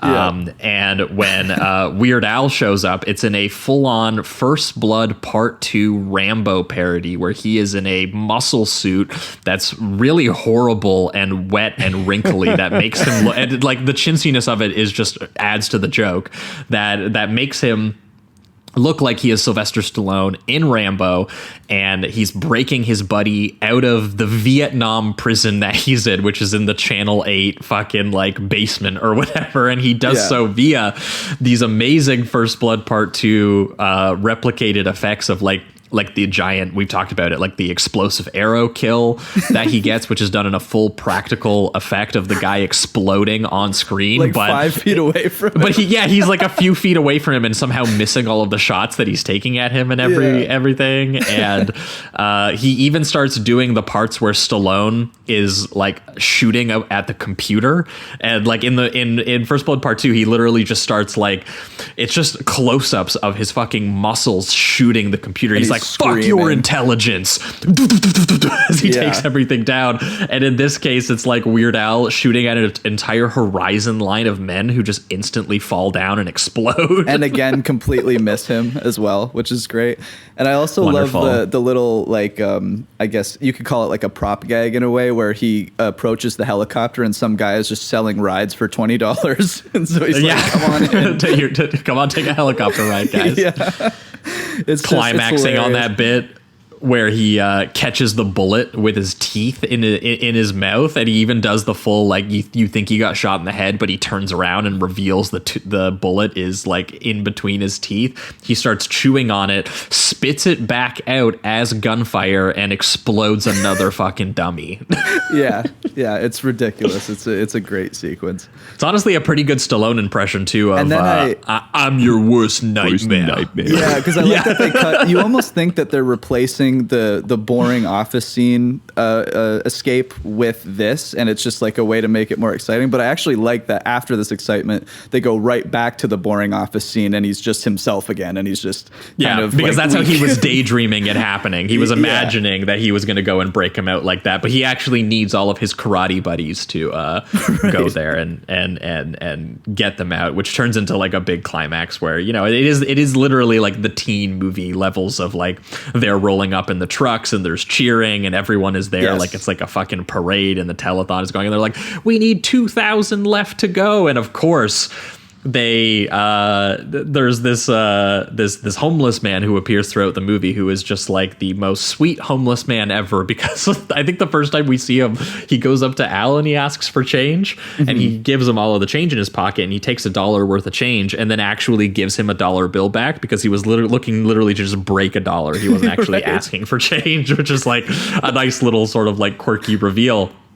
But it turns out at one point, the head of like Channel 62 or whatever, Fletcher, he gives him a coin earlier in the film. And it turns out that the coin is a very rare coin worth thousands of dollars. And literally the last $2,000 come from this guy that he was nice to earlier in the movie. And also they get the last $2,000 while Fletcher is like braggadociously reveling about how he won and he's going to crush their subversive action and he's going to turn their TV channel into a laundromat and all of that. And it's like, while he's giving his like evil villain monologue in the background, the movie's not even paying attention to, is when they actually just do the deal. Do the deal and get their channel back and everything like that. That's what I like. I was wondering, because when I was watching this finale, it's actually pretty like stretched out, and it ends up really working with the gags. But the overall, like, you know, they get Stanley back, they have their big celebration, it's looking like they're going to get the money. It happens pretty quickly, and then they just spend a lot of time humiliating Fletcher, which I thought was just a great touch. and his fail son. His fail, yes. All the gags are just now directly Billy towards Barty gets him. to kick him into the mud, and Pamela gets to report on the FCC guy coming up to him and being like, yeah, we're taking your broadcasting license, by the way. And everyone's just laughing at him. There's also a giant parade of fireworks going off that were so big, I honestly thought they were going to burn the studio down by accident. You can see Fletcher gets nailed in the balls for no reason by like an older lady. There's you know, the big crowd of volunteers who are all there, you know, being the telethon crowd at the end, who are all cheering and everything. And when that fireworks display goes up, their little meter of the goal they're trying to hit, a bunch of fireworks go off, and everybody's still like cheering like they're meant to be in the shot, but you can see everybody around it just starting to back away and clear a space in that little shot. But yeah, like the movie just sort of wraps itself up. Again, he romantically embraces Terry, his girlfriend, to the image from Gone with the Wind. She's now proud of him. Yep, we end on him saying that, you know, like we've established that his daydreaming and his fantasies have managed to save the day and make him a success, and he will make his girlfriend a part of it from now on instead of forgetting all about her. The movie wraps up like pretty nicely and without taking the overarching plot too seriously, because as we've established, it was kind of, you know, they had to make a call early between, is this movie literally going to be a sequence of sketches and pastiches and stuff like other movies that had come out before that, like The Groove Tube, you know, R.I.P. Richard Belzer. some movies like that, and Airplane and that sort of thing, where there isn't really a plot, so to speak of, just a Right. series of jokes and sketches. And so they genuinely considered doing that, and they opted to say, look, let's put this overarching plot in, so there's something to tie it together and to make it, a bit more broadly accessible to a larger audience than just a straight up sequence of sketches. Weird Al is on record as saying he probably would have preferred it initially as being just a sequence of sketches, because making a movie and putting a plot in it was out of their comfort zone. But it is really interesting to see, a movie which started conceptually as, here is this whole bunch of parodies and commercials and jokes and stuff that we want to film and put together. How do we tie that into a coherent form? It's interesting to see sort of how they opted to do that and what the end result was, particularly because the next movie we're going to talk about is very, very similarly conceived and structured, I think. It's true. Yeah, but and I would say, like, with the next movie, the stuff where they are dealing with just the plotting, that's where they almost forgot about the gags, where I find Weird Al, no matter what he's doing, even if it's very simple characterization or anything, he's trying to make you laugh at the same time. And I do think, as much as I liked a lot of moments from Stay Tuned, which we'll talk about, that is the big difference, I think, for me, out of the two films there. Weird Al, he hones in on the comedy the entire time, no matter what he's doing. UHF, it has much more of that Zucker sensibility of anytime we're filming something, we should just, even if we're just doing exposition, we can be getting a joke somewhere in frame. Like there's a scene where his friend Bob gets off the phone and is telling him that they're doing really well and they're getting advertisers and stuff like that. And while they're talking, Al is just pulling grapes off a bunch and throwing them into his mouth, like rapid fire. And he catches like 4 or 5 of them in a row while just delivering his expository dialogue. And apparently that was just something that in the process of hanging out while they were shooting the movie and preparing and all that sort of stuff, they both the scene where Al sticks his fingers into Bob's mouth and stretches it up into a horrible rictus grin, and the scene where he's throwing grapes into his mouth came about because they were just dicking around by themselves and thought that was funny and said, we've got to get this in the movie somewhere.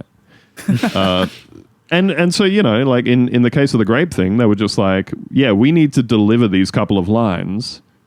What if we were doing this funny thing while it happened? And something else that I love, make no mention of it. Don't totally. Actually refer to it in any way. You just get to be lightly stunned and amused by this thing that's happening over the course of 10 seconds. And then the movie it's almost like that bit in Police Story when Jackie Chan is just like trying to, he's got like 10 phones in his hand answering at the police station. He, in order to write down a note of someone who's calling, he needs to like use his feet to like kick a pencil into the air and catch it in the air. Like it's just one of those things where it's just, that's not acknowledged as an incredibly athletic feat that took 20 or 50 takes or whatever it was. But it's part of the fabric of the character and the reality and the cartoon existence that they've set up. Yeah, I mean, and definitely if we're pivoting towards reductive rating round, I think that is what gets this to the, pretty solid 4 for me, because again, we went over that Al, very exceptional rapid fire pastiche artist as a musician, as someone who was really into caricatures and Mad Magazine and chintzy radio comedy. And I think that his energy almost like, and his, very, I think, loving sensibility and passion for putting weirdos on screen, as we've talked about in what it sounds like he did in the production of the film as much as the story of the film. I think that really elevates the normal issues that one might have with sketch comedy, because I won't say that the overarching plot that they conceived of is the most original thing. And it is dealing a lot intentionally so in very, very broad strokes and archetypes and everything. And this film does have some of those. As a result, I find the only qualm I ultimately have with the film is that every once in a while he gets into such a wacky, amazing like rhythm and momentum to the channel stuff that when every once in a while he'll have to like pull out of it to go back into here's the evil guy being evil, so that this is sort of connected to something. And so there was part of me that was like, man, I wish they didn't have to necessarily stop the momentum, but in terms of doing that, I think that he ended up doing it in a very gag heavy way, and in a way that was definitely still entertaining to watch. And yeah, and as a pastiche artist, like, a lot of this stuff is very funny. There's a lot of amazing shows that they come up with, and commercials and music videos, and they're very, very elaborately staged and designed and very funny. Even, again, Conan the Librarian is 30 seconds long, and it made an impression immediately of him being like the Dewey Decimal System and splitting a fucking kid in half with a with a broadsword. And so there's something really bizarre and magical about this little space that they've created here, and it is pure Weird Al. It's entirely his sensibility. It's his group of friends. And as we've kind of highlighted throughout the production history, like, they very much genuinely created this environment, and you can feel it. Like, I remembered that 3 seconds of that upside down yodeler, and that's just some guy who they found at a casting call in Oklahoma that Weird Al thought was cool. And now he's a movie star because of that. And that's kind of a beautiful thing. And I think that that's, for me, what really kind of elevates UHF above some of the other sketch comedy that I've seen. So solid 4 for me. I'd also give it a 4. I totally agree. I love its sense of community and fighting for the weirdos. I always love that in anything that we watch. And just Weird Al's writing, it was cool because it kind of opened him up for me a little bit, because I did only know his commercial stuff more so, and I liked what he did, and I respected him as an artist, but I was just more used to the, I guess, kind of G-rated, very commercial stuff that he did, and there is some surprising edginess to this that I didn't expect. So I thought that was great. I think Levy definitely shines more when he's doing the set piece stuff. There's still a couple moments that he gets with when it's just like normal dialogue. Like, I like the moment where he walks into the office for the first time, and Fran starts to just scream because she hasn't been promoted in 2 years, because she just keeps getting new bosses, and they just do this close up of his eyes just widened and scared because he just doesn't know her or anything like that. Or when the Weird Al and Stanley are meeting for the first time, and they're talking about, like, his love of the mop and all of that, and they're doing these like really intimate close ups of them. I think that stuff is really good. But yeah, he definitely shines in the set pieces. But I mean, overall, this thing is just it's gag after gag. Most of it is funny. It's just, I think it's the consistency, and it really is hard to stretch out, and the low budget effort too, I would say too. Just like the fact that Spatula City billboard actually confused people is like they put work into that billboard. It wasn't just, and it's for a 2-second shot of a billboard in a fake commercial. Yeah, and that translates to everything that they do. Like everything, it has that cheap sense to it a little bit, but they still have the lighting that you'd be used to from a commercial, like the spatula, or when they do like the old Southern romantic silhouette at the very end of the movie where he does the dip kiss. Stuff like that I think is great. And so yeah, I think this is awesome. Definitely highly recommend. Very funny. 4 out of 5. For you, Andrew. I'm gonna stick with you guys. I feel very much the same. I think it's like, I suppose the only stuff it's really missing out on for me is a really enjoyable movie is any like significant kind of depth or subtext or anything like that, which is absolutely not a requirement of this kind of film. I just think if you're talking about movies and saying, "Ooh, I'm looking for something to kind of pore over and analyze and everything," this isn't necessarily it, but it is definitely. Even though we just talked about it for an hour and a half. Look, yes. But yeah, it's very like I said, you can see like all of the sort of affection and love for it up on the screen. You can see how much effort went into everything. You can see the sort of inventiveness in how they got all of those shots and like costumes and special effects and pastiches together. You can see all that stuff. You get a real sense of the sense of humor of the director and the star. And their writing, I think for a first feature for both of them, and something that was supposed to be a vehicle for Weird Al and his sense of humor, I think it does a really remarkable job of capturing and communicating that. And yeah, like I said, just a very, very, very fun movie. I think for this movie, it is much more about the message that like there is a place in the world for people with big imaginations. There is a place in the world for people who love movies and TV shows and music. Democratize the TV stations, man. Yep. And of course, I guess, give us all a shot at stardom. Yeah, let's make some I weird suppose, shit. yeah, in a way, that really kind of presages the era of people being able to become famous on YouTube or TikTok or whatever because they're doing some very specific weird shit that a bunch of people really like, Yeah. It's definitely more positive about the idea of what this technology can do to our brains and how we express ourselves in it than, I will say, the upcoming film we're about to be talking about is, speaking of which, I think we are going to move along here. So that's going to wrap it up for UHF from 1989. We're going to be right back, and we're going to be talking about Stay Tuned. Start me up. You got to start me up. Start me up. Don't miss this comedy from hell. It's party time. It's excellent. That'll save her. Stay tuned. Where have you been?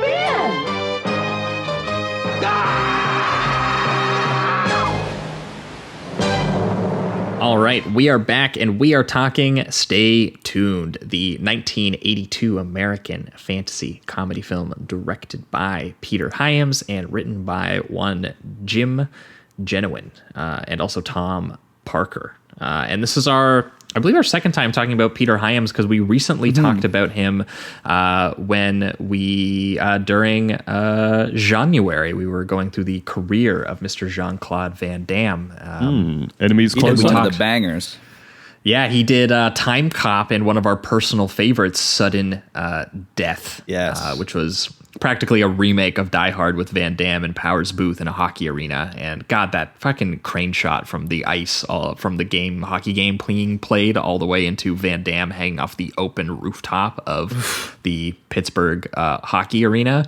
Just an unbelievable Or watching shot. that heli drop all the way from the roof as well onto the ice. It's just with Booth inside staring at him on the whole way down. Oh, my God. Man. It's good stuff. Go watch it. It's wonderful.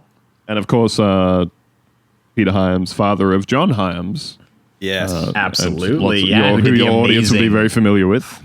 Yes, the amazing direct-to-video Universal Soldier movies, which we actually covered just a few weeks ago at the very end of January. So, yeah, Peter Hyams, a very strange career where he started off, by the time we hit this film, like in the 90s, in the 80s, he was kind of like a veteran of the sort of studio science fiction film where, he had done pretty cool like conspiracy thriller about the faked mission to Mars called Capricorn 1, starring Elliot Gould and O.J. Simpson as the astronauts who are going to be killed over it in the cover-up. We'll definitely talk about it at some point because it has one of the most insanely dangerous looking helicopter chases I've ever seen in a movie. Oh, wow. He also did Outland, which is basically High Noon in space with Sean Connery. Has some awesome like post-alien, dirty blue collar spaceship production design to it. And also 2010, The Year We Make Contact, which is actually not a bad little sci-fi procedural if you can divorce it from the original 2001 A Space Odyssey, which it just is nothing like in comparison, and definitely kind of ruined people's attachment to it. But he also had done some sillier films. Like he did Running Scared with Billy Crystal, which also has like a really cool car chase on train tracks and like a multi-platform gunfight in the James R. Thompson Center in Chicago. So it's just like Hyams had a very, very varied career, a very sturdy directorial hand to him that we talked a lot about on Time Cop and Sudden Death. Like he's good with action, he's good with analog effects, he can do a little bit of comedy, he can do a little bit of science fiction, he can do a little bit of everything, which is why I actually think he was probably a good pick for this film Stay Tuned, because he has a whole bunch of different pastiches he needs to do. And I actually think that he probably has a bit more knowledgeable on how to direct these pastiches than even Jay Levy was. Like For example, at some point in this film, they do like a full noir section, and it's probably closer to actually being like a noir stylization than it actually is for Jay Levy's, I would say like his Rambo, for example. Like they do a pretty good job with the conception and the writing of the pastiche itself, but like, you know, the camera work isn't as confidently replicated in the same way. It's not as convincing of an action sequence as it is like clearly just a silly comedy sequence. And he's doing the cinematography again too, I believe, right? Yes, Peter Hyams also his own cinematographer, which is one of the few studio journeymen who was allowed to shoot his own movies entirely for the majority of his career, which is pretty amazing. So yeah, the dude in terms of visual sensibility, Peter Hyams has got it, but he was not the first pick for this film, which was originally titled Terror Vision, and I believe it was meant to be a full-on like horror film, which is why we'll talk about there's a little bit of stuff lost in translation in this film as a result of that. Sure, but it was pitched as The Evil Dead meets Monty Python, and it was initially set to be directed by Tim Burton. I imagine because of his just the expressive designs and sort of set work, especially in that era, like coming off of Edward Scissorhands or Beetlejuice or like Batman level, like exaggeration in terms of some of the style. And also that gives you a little bit of that darker sensibility they were probably looking for in the humor. Yeah, it'd be like he'd throw that gothic romance at it a little bit probably, which would have been interesting.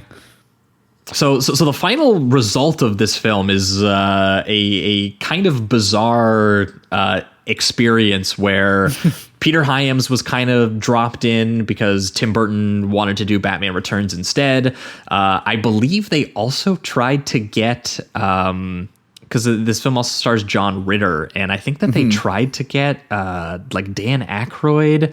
And they also tried to get another really big actor that I can't remember his name for some reason right now. But they like so this movie ends up having a bit of a smaller reputation because it did not get the caliber of talent they expected to get on it. But despite that, it's pretty well made for what it is. You know, like it's actually pretty fun. Like it is this weird mix of like everyman schlubby 90s family comedy, but what if that character found himself in like The Running Man, where like he needs to do this insanely deadly game show essentially that gives them an excuse to do this sketch parody version of all these different television channels that this character would be watching. Yeah, and all the like the channels themselves, very similar to UHF. Those are the stuff that I think is the big highlights of this movie. I would say that a lot of the characterization and plotting is a lot more dull because they're not really trying to do as many gags. They're not really trying to actively make you laugh during those scenes as much. They have little subtle jokes here and there that I guess would connect to the characters themselves, but it's just not it doesn't have that laugh out loud gag factor, I guess, when it's just like people talking to each other. And it is one of those movies, and I guess you could say that this with UHF as well, but because there's so many side tracks with all the gags, you get distracted by it. With this, it's very much like as soon as they give you the initial premise of the film, you know exactly how this thing is panning out for the next hour and a half. Dude. Yeah, like straight up, we are introduced to this Seattle plumbing salesman, Roy Nabel, played by John Ritter, and he's going through a midlife crisis due to his lack of success and is receding into a couch potato. The opening voiceover is like, when describing my dad, these names come to mind: Bill Cosby, Alan Thicke. My dad, he watched all of them. Anything on TV all the time. They say the average American watches 7.5 hours of TV. Well, if that's true, two guys never watch, and my dad took their time. And like you referred to earlier, Josh, I think this is much more openly like derisive of people spending too much time watching TV. And yeah, this is like the couch potato craze is bad. This guy needs to pay attention to his family. And right off the bat, as Jamie was saying, that like, yeah, this is a guy who is ruining his family due to his TV addiction. And the end result of the series of games and events that he's going to be tested through is that he gets reunited with his family, and he doesn't watch TV anymore, which is pretty much exactly what happens. Yeah, which is why yeah. I'm curious about the horror version of this, because the horror version of this, I imagine, is probably the more interesting movie. Like this movie directed by Tim Burton, or this movie directed even by like a Joe Dante, who I thought about The Burbs the first time that I watched this, because it has a little bit of that like domestic comedy kind of everyman thing. But what if that guy found himself in a surreal experience where he thought his neighbors were cannibals?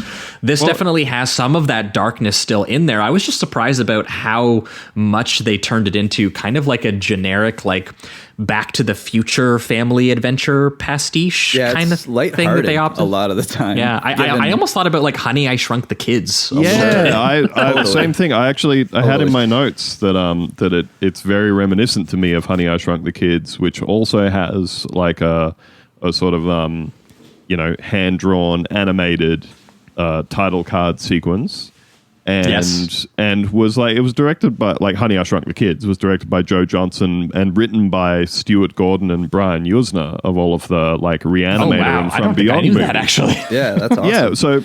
Yeah, so it has like, that movie has a really similar thing where it's got like all these practical effects, a sort of interesting kind of fantasy element to it, which often borders on being quite dark, but it is at the end of the day like a family movie. And yeah, I think there's interesting comparisons to be made between the two of them. But I agree, it's a very, very similar feeling to that sort of movie, and also like you're saying about the horror version of this. I think what comes across a lot more in this movie than in UHF. UHF to me is very much like it comes across very much as I think it was intended. It was co-written by Weird Al and Jay Levy, and then Al starred in it and Levy directed it. So it meant that of everybody at the sort of that top, triangle, that pyramid of creatives at the top of the production, were basically all on the same page before they started making the movie. And that was noted by people who participated in it. They said normally, you've got the actor who doesn't understand, what somebody else is trying to achieve, and the director saying, oh, well, I want to change this bit of the writing, and the writer's pushing back about that. But in this case, you had everybody aligned on the same thing. Whereas this movie, you get much more of a kind of shaky feel of what exactly was the tone that you were trying to achieve here, because it's quite like, it's sort of, you can see the outline of the darker movie where there are literally satanic forces pitting this guy and his wife in like a battle for their survival. Yeah, but the screenwriters compared it to Evil Dead. Yeah. Yeah. And a lot of the gags are like them setting up in death traps and stuff like that. It's just that you don't necessarily usually see any of the gore or anything, but the kind of... No, you can tell that Warner wanted a more commercial product, and they brought in like a journeyman. A guy who would like give them the version that they were looking for, which is not to say that Peter Hyams isn't talented and doesn't still shoot it pretty well, but like, he was clearly brought in because they couldn't get the talent that they wanted, and they were like, give us, the like PG version of this is kind of what it feels like. Because they kind of set up like some R-rated situations, and then they always just kind of drop it before it can really get there. Yeah, having the kids in it as well definitely gave me more of the kind of Honey, I Shrunk the Kids vibe, where of like, we're trying to. I mean, every time it cuts to the kids who don't get like any gags, and for the most part are just there to be like, oh, our parents are trapped in the TV, we need to get them out. And it also half their scenes are like just the one sibling trying to convince the other sibling that that's what happened. There's like 3 of those scenes. It's strange that it keeps repeating. Yeah. And it's weird too, because they do use this later as like a practical thing for them to get to contact the family. But there's this kind of personality about the brother where he knows how to like mess with the broadcasting waves so that he can go over the neighborhood's television and make messages and stuff. So they introduced that, but I was hoping that they'd kind of incorporate that a little more than just like the beginning and then the end where they're trying to communicate with them, because the stuff with the kids is very repetitive and the tone isn't like very fun or funny. It's very just kind of typical. The sister's trying to get a party going because the parents are gone. The brother is kind of this like nerdy guy, so he's trying to convince the sister that the parents are in the television. And whenever it goes to them, it's a very repetitive process. So it gets a little I think dull. Yeah, he's also introduced trying to sell porno of his sister kissing a boy. on the TV airwaves. Just an interesting way to introduce that character, I feel like. I forgot about that detail. It's kind of a little shit. It's kind of a mirror image of the Honey, I Shrunk the Kids plot, where in Honey, I Shrunk the Kids, they get, which I would note is from before this movie. That's from 89. And in that movie, okay, yeah, so they are just straight up riffing on Honey, I Shrunk the Kids then. Well, yeah, because in that movie, the father's invention accidentally beams the children into, accidentally makes them tiny, and they get thrown out into the yard, and they're having this perilous journey back to the house, full of cool practical effects and stuff. And then, and the parents are the ones who realize that the children are in peril and are trying to find them and figure out how to bring them back to full size and everything. And in this one, you have the parents being beamed into the TV, where the they satellite dish, which, by the way, in a cool visual effect, where they are literally sucked into the satellite dish. Because again, Peter Hyams, he's pretty good at the analog effects. Like the overall like competency of like visually of the film, I thought was like perfectly good. Like even the opening stuff where it like begins as a horror film and it's the old couple settling in for a night of watching The Tube with their cartoonishly huge bowl of buttered popcorn. And you just have like a dark cloaked man ring the doorbell. You've been personally selected to receive an irresistible offer. And then like, you know, suddenly the backyard's lighting up with flashes of electricity. The wife is screaming. You know, you're immediately getting in. There is an attempt at trying to do some horror tone, even if it is made sort of like silly and kind of like family friendly. Yeah, that part is much more reminiscent of The Burbs, like you were describing before. Yeah, that was why I was thinking of Joe Dante. I was like, he could have made this movie, I feel like. Well, and so then we have this totally flipped dynamic of the parents are beamed into the TV, where they then need to like run this gauntlet of perilous TV shows, hoping to come out the other end. And also surviving. a TV sold to them by the devil, though, which is one of the funniest scenes in the film, because it's like, this guy is obviously the devil who is selling you this TV.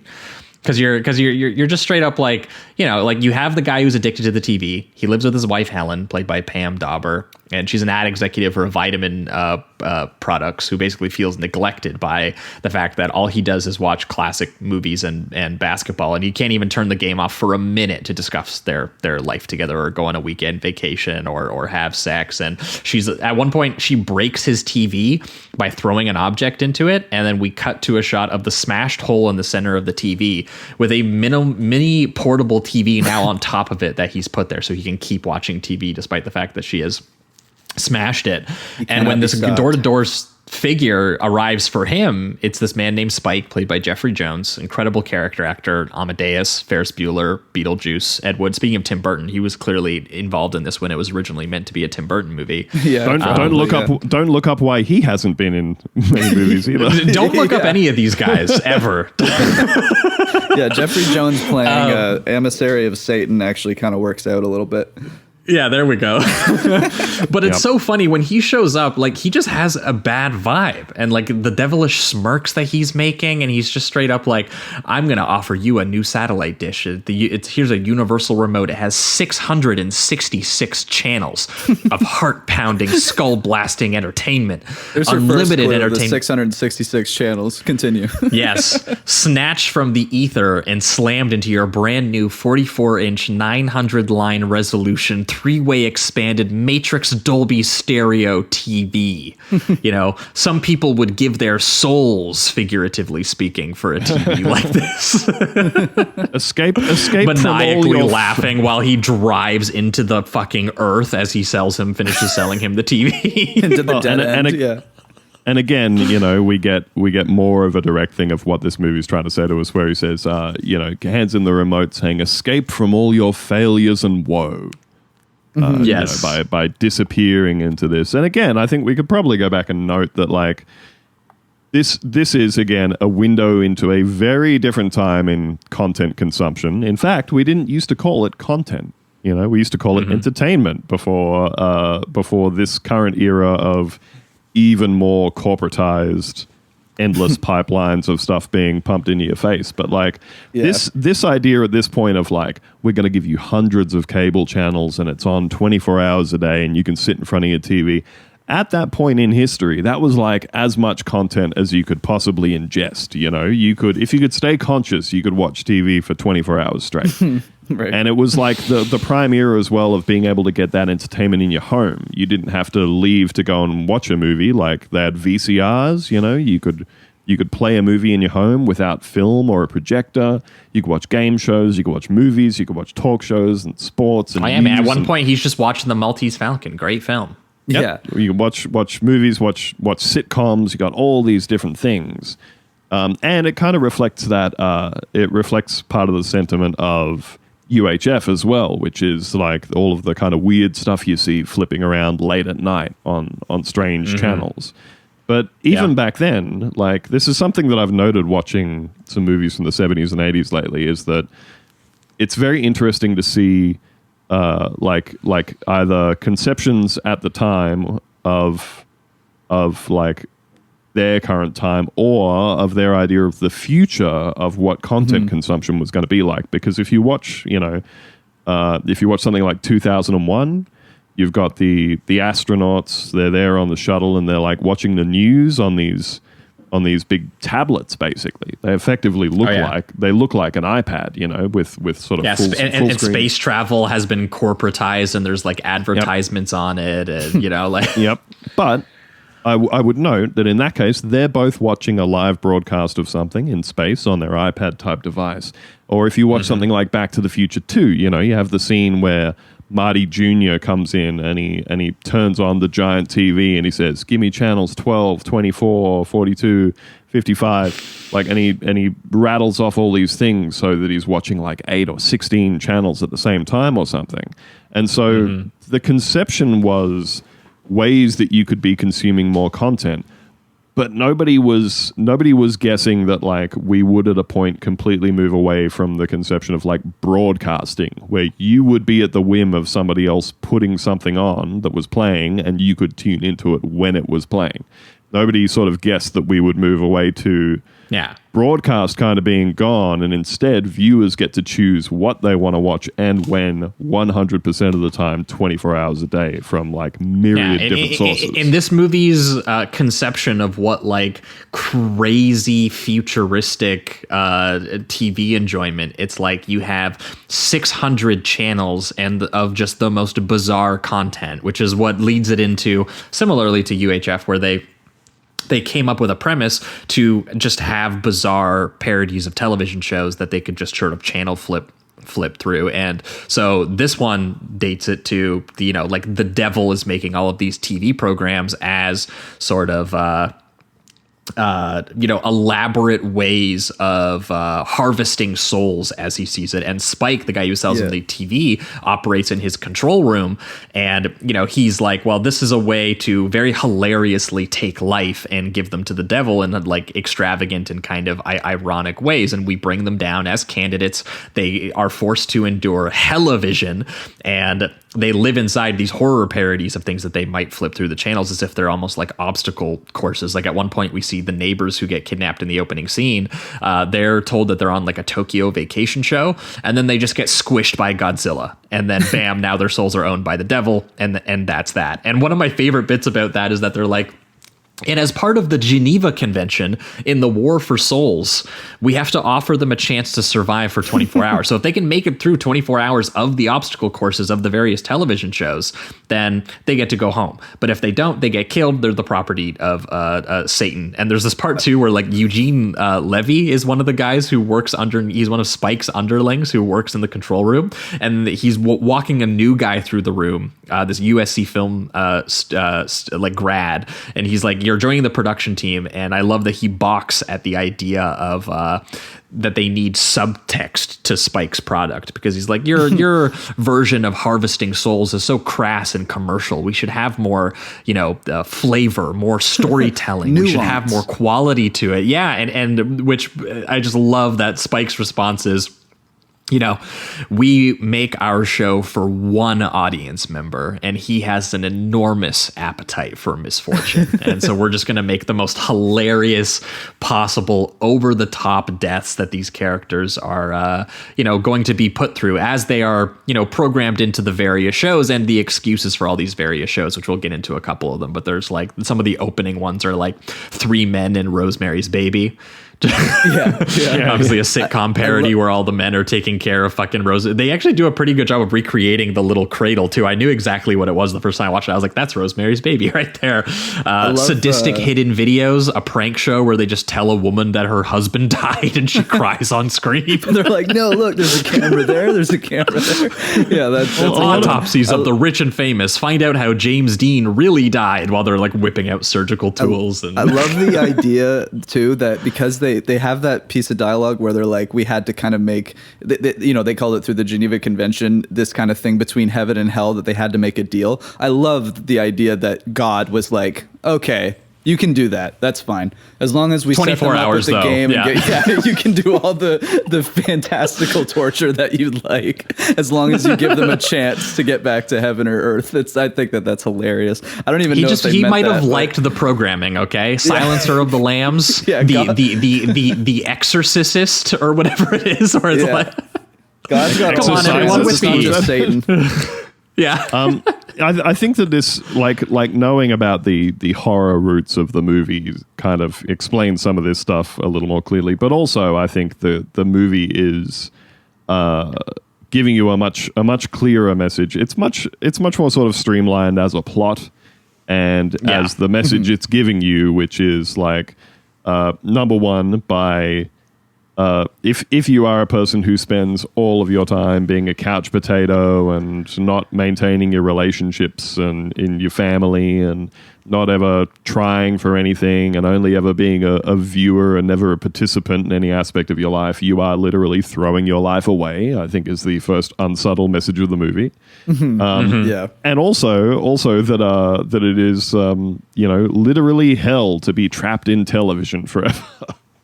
Yeah, this is made with a lot less affection for, creating this kind of entertainment and, being someone like that says, you can tell watching UHF that like Weird Al is someone who loved channel flipping and seeing bizarre low budget things and seeing weirdos and freaks that he's never seen before and, wanting to give them a home. And this definitely has a more of an air of, distance and sort of cynicism about it, and not entirely unfair. Violent. Like there is like a, sort of a corporate, like the idea of the devil as like this corporate infrastructured control room is not also, like completely unfair as a critique or anything either. But it's just one of those things where it does make it a little bit less fun, I guess, to go through. Like there's less glee to it, even if some of the pastiches are, genuinely funny and effective. Like there's some good jokes, like the whole exorcisist or whatever, where it's like literally they're doing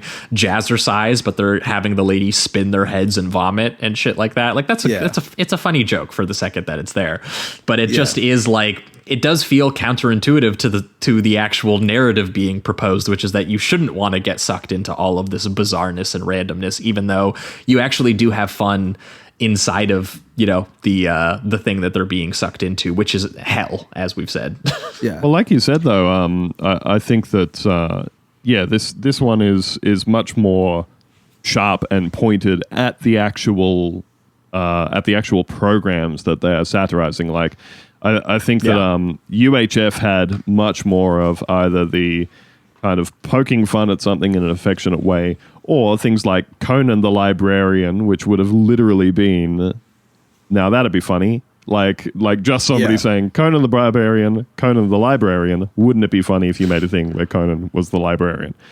And that sort of stuff. That gag works for 5 seconds and then moves on. I do find that some of these, although I'll find the joke or the initial program funny, they'll stay there a little bit too long and not really know how to build the joke from it. Where I find Weird Al is like, he knows exactly how much you need to juice this thing, whether it be 7 seconds of a scene or a full minute to give the gag. Like he just had, I think, a better understanding of pacing when it came to the jokes. And yeah, despite the fact that this is like 82 minutes long, like this thing moves. Yeah, it feels longer than UHF, even though it's only 15-minute difference. But I will say I feel the time more on this one, and it's just because of their lack of understanding of pacing of jokes. I feel like is a big part of it anyway. Well, again, is it a comedy movie? Is it a horror movie? Like, exactly. I think things like what you were mentioning, Josh, of like sadistic home videos, like that to me as a parody or a satire or whatever, that there are a number of ones like that where I think that they are very clearly and openly like deriding the very concept of that particular like format, a prank reality show, like they're saying, like with that one to me, they're saying, you know, so like prank shows in general are just lying to people already. Yeah, mean-spirited, lying to people and then laughing when they believe you, you know, like that. Yeah, it is kind of that thing that's like stuff. Once the person realizes that it's entertainment, they should just be, the person that's pranking them should just be forgiven, that kind of thing. Because I think even in that program where they're like the sadistic home videos and they say that her husband dies, after they reveal the cameras, she's like, oh, that's a funny joke. Like, that's okay. Which is kind of funny in itself. But it does feel like they're kind of making a comment. See, that's just it. Is I feel like that criticism would hit harder if it like committed to being a horror film, but because it's like such a family comedy and it's so kind of wacky, and these characters are just kind of having fun in these universes a little bit, even though there is like, you know, some tension to the set pieces. Like again, Hyams is a perfectly reliable filmmaker, and like UHF, there is a lot of at least money on the line here in terms of like constructing all of these various things, like with the sets and the costuming and lighting and camera work. Like Hyams is honestly probably even more skillful at replicating the various film styles that are actually in here. And like there's some great programming that they do, like they're, you know, like one of the first ones is the Northern Overexposure, which is a show about a New Yorker who goes to Alaska, complains a bunch, and then freezes to death, which is obviously like a dark gag, and it turns into like a winter survivalist show where the two parents start like looking for a window into the next channel because they don't want to spend all their time in this horrible reality, and they're just being like attacked by wolves. But then they end up getting into the next window, and it takes them into like a full-blown, literally Chuck Jones animated set piece that is actually really good, where they're just like two house mice eating donuts, and they're being hunted by an evil robot cat trying to cook them in a toaster and like shoot them with a gun while they flee in an RC car. And like it kind of feels like the tone that they want to capture and everything else, maybe like, because, well, I guess it gets confused, like we've been saying, just with the horror and comedy aspect that they were kind of confused on. But this one has this sequence has such an energy to it that the rest of them just don't carry on the entire time. This whole sequence and the pastiche is just perfect. Yeah. Like it is indistinguishable from a Chuck Jones like Looney Tune short. It's like it operates much in the same way. It looks the same. It feels the same. The action works the same. They even do the orchestra stuff, like the music changes and everything like that, the way that a Looney Tunes episode would. So that's pretty cool too. So this scene was supervised by Chuck Jones. Hell awesome. Yeah! So you can tell. Yeah. Well, there's a bit where there's a bit in this scene, like you said, they're being chased by the robotic cat mouse catcher, the robotic mouse destroyer, and it's kind of like I think that as far as the sort of plot of the film goes, like we said, the film very quickly drops into its plot of this television addict and his unhappy wife have been sold a satanic satellite dish. They get sucked in. They have to survive 24 hours or be killed, you know? Yeah, they're just literally hopping channel to channel, story to story, trying to survive the various, obstacle courses set for them. And every parody is meant to be like a slightly more violent and hellish version, like the Wayne's World parody, for example, Dwayne's Underworld, where they are... devil worshipping zombies. Well, something that I do appreciate, like once we get into that chunk of the film, and to its credit, I think they move pretty quickly into the main premise of the film, which is they are in this channel hopping reality. Like you said before, Jamie, I absolutely agree that it loses steam every time we step out to the kids going, wait a minute. And they Is do Dad it really 3 or in 4 there? times. Yeah. Yeah. Oh, if they had just cut that whole subplot out and the whole thing was just them channel hopping for the remainder of the movie, I think it would have been It'd stronger. be a stronger movie for sure. Obviously, that would increase your costs and all that sort of stuff. But they move through this stuff pretty swiftly, and they're generally speaking kind of getting their asses kicked, or like in the very first game show that they drop into, you can't win. They can only win by his wife finding out worse things about him, so he's kind of having a bad outcome all the way through. You can't win. Until we get to the cartoon sequence. And I feel like this bit's kind of crucial because, like we said, they have this robotic mouse catcher they're trying to get away from. And he very quickly fills out a form or a coupon or something, slams it into an envelope and mails it away. And moments later, again, just like in a Looney Tunes cartoon, there's the doorbell and there's a delivery at the door, which is a big robotic dog, which destroys the cat. And as he's writing on that thing and putting it in the envelope, he picks up the envelope and licks it, and the stamp is a portrait of Chuck Jones. In that scene. But I think that as far as the plot goes, this moment's kind of crucial because he's been very, passively complaining and getting his ass kicked through the movie. But this is the moment that he realizes that he has to participate in the reality of the show that he's in. Yes. Mm-hmm. I also like too that there is a thing that I feel like they could have developed a little bit more, which is that he also becomes a pretty good participant because of his knowledge of the things that he watches. He knows the rules because he's the one who figures out that what would a cartoon mouse do in a show that I was watching? He would mail a letter and get a dog, or when he gets into the Maltese Falcon-esque noir detective element where he's delivering voiceover where he's like, Roy Nabel, private dick. Well, better than being a public dick. And then he's going after his wife there, who he looks at a newspaper. It's like, classy dame vanishes. His wife is the classy dame. And then he gets into a Scarface level, Tommy gun shootout while trying to, and it's just, he knows the behaviors of the various characters that he's supposed to be in these shows, and he uses them to actually excel his way through. So because he's the best couch potato ever is why he's the one couple who actually survives the and I do like that he still plays he looks into whatever program he's in, and he kind of takes on that persona and tries to have an understanding of how he can get through it. But then there's still a couple physical moments from Ritter where he'll punch somebody as the confident detective, but then shake his hand and grimace because he's just so hurt because he's just a normal dad. Or when he comes out and he's being the man with no name, like Clint Eastwood, and he's smoking the cigar and he just can't handle it, so he starts hacking up a lung. Oh yeah, that section kind of especially, just straight up Back to the Future 3. Which is so much of a Western pastiche. It's basically just a Western. It's actually a pretty good Western, actually. Back to the Future 3. It's pretty good. I like it better than the second one. Well, and again, two years before this movie. Yep. See, there you go. So Once both again, Honey, I Shrunk the Kids and Back to the Future 3 were before this, and I feel like you can see, a bit of lifting of that stuff. Mm-hmm. Yeah, totally. But to your point earlier, I think that you can see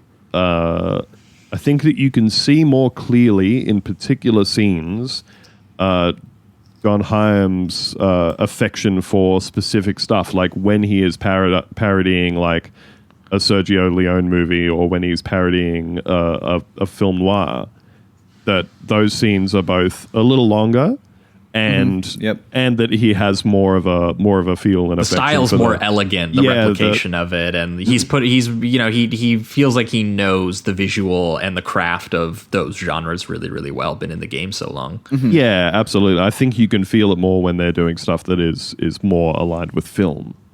And even there's another, I guess, gag. This is less him reacting, but it's the very beginning where he grabs his gun and he's like, okay, time to go out on the case. Puts it in his pants and it falls through right through the loose pants, and it just shoots a wall next to him. Yeah. That kind of stuff is really Secretary good. is like, you fired your gun again, Mr. Nabel.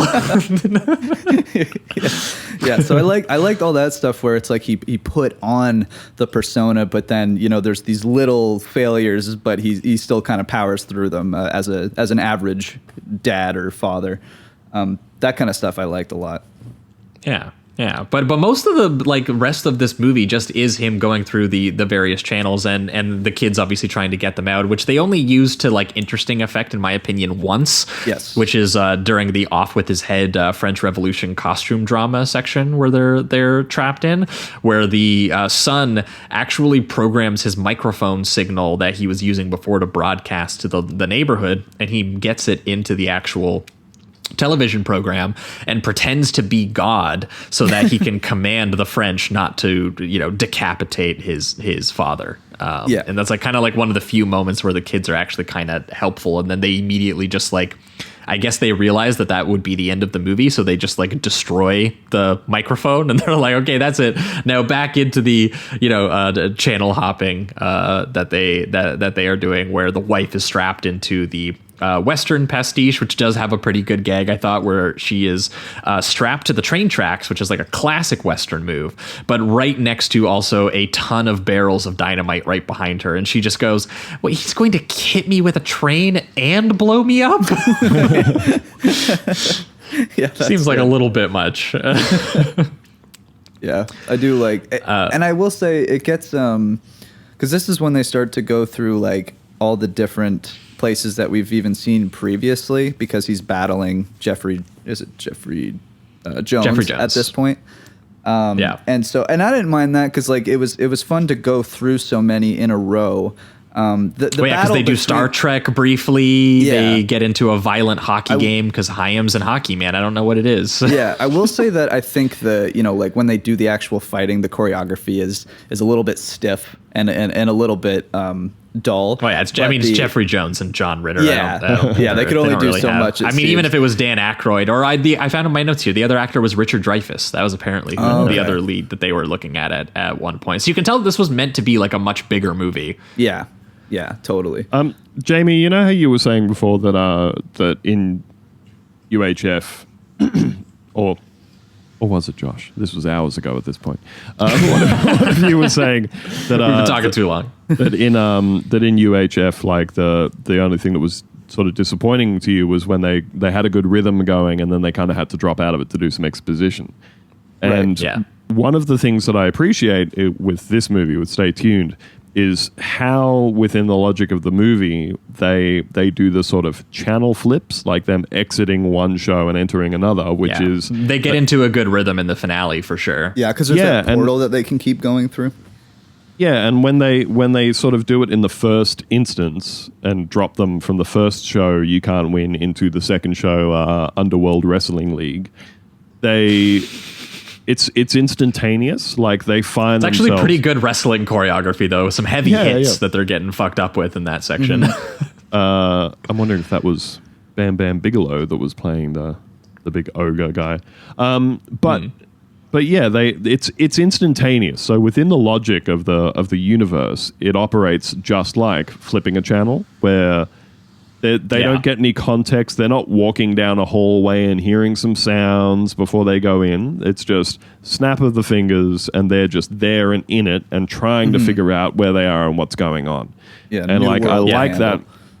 And then like you're saying, Josh, as it gets towards the end of the movie, where he's trying to the pair of them are trying to ride out the last however long it is that they have before they get released.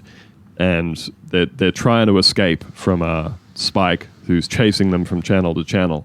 And so they do get this rhythm going of click your fingers and you're on to the next thing. Just like, I think they do a good job at this point of the movie of replicating, the couch potato sitting there, flipping through channels and just going from one world to the next and seeing all these different things. At one point, they're in a medieval swashbuckler, and then they're at one point, he's on the Three's Company set, which he thinks of as its own hell when the actors from Three's Company show up inside. And my favorite one, personally... Yeah. So I like that he just stares at the camera and he's like, I'm back in my my youth. Yeah, he's just like, oh my God, this is worse than any of them. My favorite one, though, because it's just so kind of shockingly violent, honestly. I think we're gonna say the same one. Was it driving over Miss Daisy? Yeah, I had no idea that was coming at all. And I also old lady just loved gets fucking mangled. It's crazy. The visual gag, yeah, because of him warning the lady, "Hey, watch out," and then the car, and she steps off the road and being like, "Oh, she's fine. The car's not going to hit her." And then the car, literally being driven by Spike, intentionally runs her over. But even better is the sign reveal as it pulls away from John Ritter, who just watched that lady get killed, and it's just a giant billboard that says "Driving over Miss Daisy." Yeah, I like So that good. one a lot.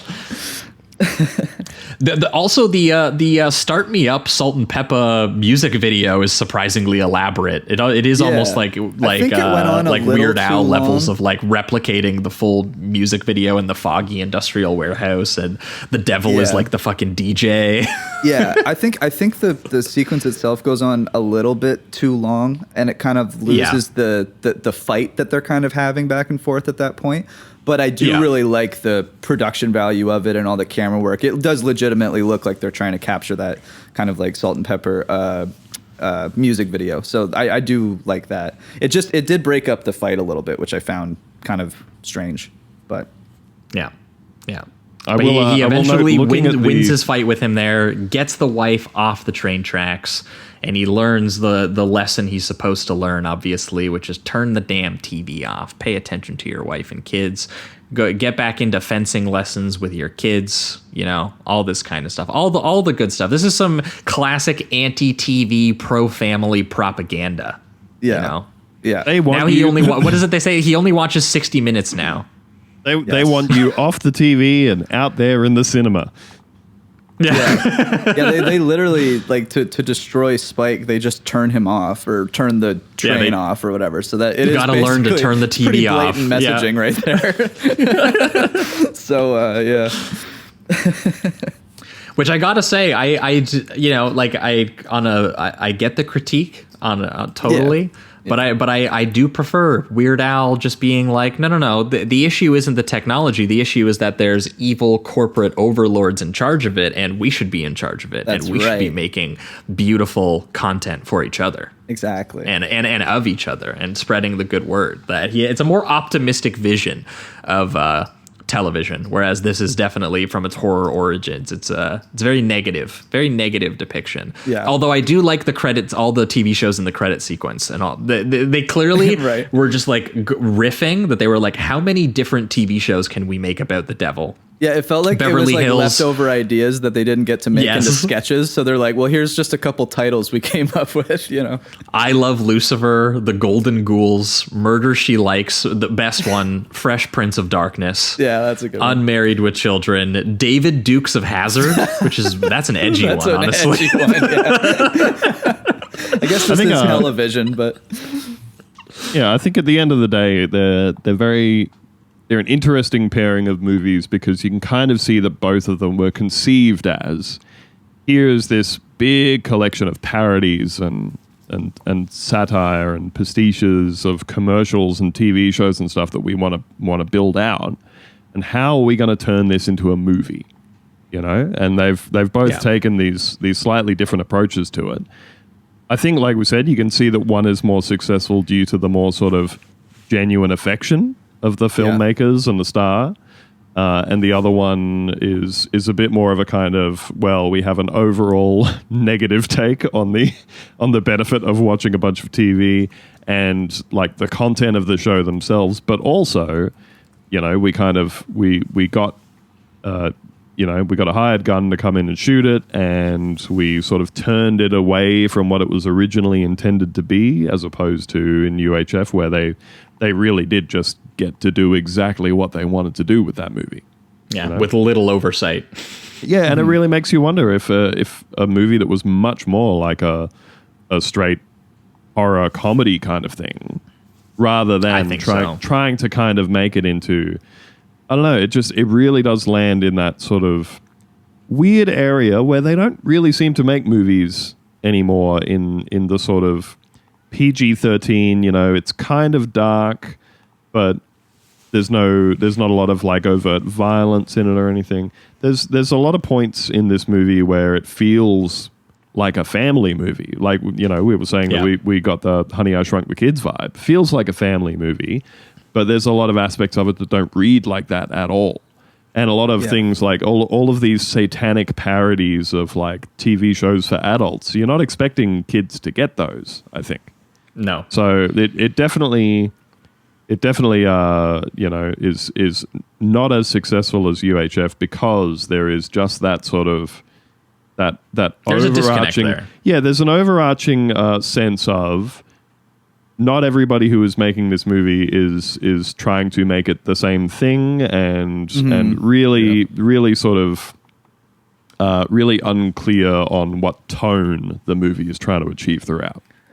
Yeah, which is why if we're pivoting towards reductive rating round, this one definitely landed in kind of like the 3 territory for me, because I watched it when I was originally doing my full like Peter Hyams watch that I was doing because I was just kind of curious about his career, and this was one of the weirder ones. I will say, knowing what it was on rewatch, I did have a little bit more affection for just like how well kind of made it is, like on Hyams level, like when it comes to the actual, you know, the referential off-brand satanic television shows, like they're pretty fun and imaginatively conceived and pretty well realized by him as various obstacle courses the characters need to go through. Like, so many of them I think are successful at exactly what they want to be, like the film noir one and the Western one and the Chuck Jones style one. And, you know, I just do think that it weirdly has it kept the horror critique, and it didn't keep the horror vibe that it should have if it wanted to do that. I feel like made by Joe Dante or made by Tim Burton, or, you know, and more attributable to the original screenplay. And this is probably a little bit stronger of a movie. And also, honestly, maybe if they did get one of the actors that they really wanted, because I don't think anyone's like necessarily bad in this movie, but I do feel like someone like a Richard Dreyfuss could have found some more shading to this character in an interesting way. Because I did think that, you know, even if they could have stuck with the horror version, but still kept with the fact that the dad is going to help them escape because he's so addicted to TV and he's so good at watching TV and he's just watched everything and he knows all the rules. Yeah. I think that would have been a very interesting kind of direction to kind of take it as well. But yeah, in comparison to UHF, not quite as loving or affectionate for the things that it's depicting, but still pretty well made and tonally bizarre and strange enough that I was kept engaged for most of my watch for it. And also it hits its credits at like 82 minutes. So despite the fact that it does feel a little stretched out with some of the sketches, still a pretty short film. Yeah, and it knows when to leave. So I think that's definitely a good attribute. I think it's a little confused tonally. But when it does hit, I think some of these gags are really good. I do think that Peter Hyams is a great director and has an understanding of the kind of mood and tone he has to take on each different program that they enter into. So he does a great job of that. It's just a lot of the cutaways from the kids is kind of pointless, and it does destroy the pacing of when you're in the television. So I just wish they almost completely stuck with the parents the whole time and just maybe had the kids come in at the very end when he had to play God and all of that, because I didn't need kids should have joined them. That probably would have been better. Have the whole family kind of be a part of the game show, and then they could even go their separate ways. You could have different programs happening at the same time. That probably would have been a lot better. So I'm gonna give it like a light 3, maybe a solid 3. I did like it. I still felt the time a little bit, even at 85 minutes. So there are moments of this that kind of get a little bogged down, but it's still fun and has some good ideas. So I would still check it out. It kind of reminded me, although I like this one better, just I guess the simplicity and the kind of suburb thing and dealing with a dark fantasy. The Gate at 1987. That one's a lot more fun and more consistent in its pacing and its ideas and tone. But just I don't know. For some reason, it kind of reminded me of it. So I'm going to give it a 3. For you, Andrew? Same. Is this the first time we've been unanimous on both movies? I think so. I don't know. Is it? I don't know. I feel like we're pretty unanimous, I feel like. Most of the time, I think. I can't remember if there's been... I know I 5'd... Wild I think Zero we all that 5'd one time because fuck yeah. Oh right. Boy. Yeah, we all 5'd The Fly and all 4'd Phase 4. I feel like, unless I think so. Well, it's a 3 for me for very much the same reasons that you guys have said. I think the failings of the kind of the tonal mishmash, the kind of sense that we've got different creatives who are potentially kind of working at odds with each other. I didn't see anything about it being like, a troubled production or lots of clashes or anything, but I think when you have that kind of taking a source from somewhere, saying, ooh, actually, we want to change this enough to be, for a broader audience or to make it PG or whatever it might be. I think that it's definitely trying to say more about the topic of television than UHF is. But, like we said, that does kind of result in like almost a kind of sourer tone about the subject matter that it's parodying, But I think that much like UHF, I think that it's worth watching solely because it's interesting. It's not like a lot of other movies that you see out there. There are absolutely movies that are collections of sketches. There are absolutely movies that are parodies of, like a TV station or a network or that kind of stuff. But both of these are kind of similarly weird in the sense of people have said, hey, I've got an idea for all of these different kinds of sketches and stuff that are all in a similar theme. How are we going to stitch together a movie around this? And I think that they're very worth watching as companion pieces. Because they like Stay Tuned also has, I guess, what I kind of like in a movie, which is just it's kind of a otherworldly vibe to it, which I enjoy. A reality that they've created and kind of shunt their characters through. I'm into that. Solid 3 for me. And yeah, that's it. Thanks for having me back again, guys. Yeah, well, thanks so much. Thanks so much for joining us. That's gonna wrap it up for this week. That was I don't know why I'm already blanking on this. UHF from 1989, as well as Stay Tuned from 1992. Thanks so much, Andrew, for bringing this pairing. It was a lot of fun. This is the part of the show where if you've got anything to plug, that's usually where we have you do that. What's going on in Bunta Vista world? We're just making podcasts. We're just doing I don't know, 5th or 6th talking year about all the news in Australia. Talking about weird news from around the world.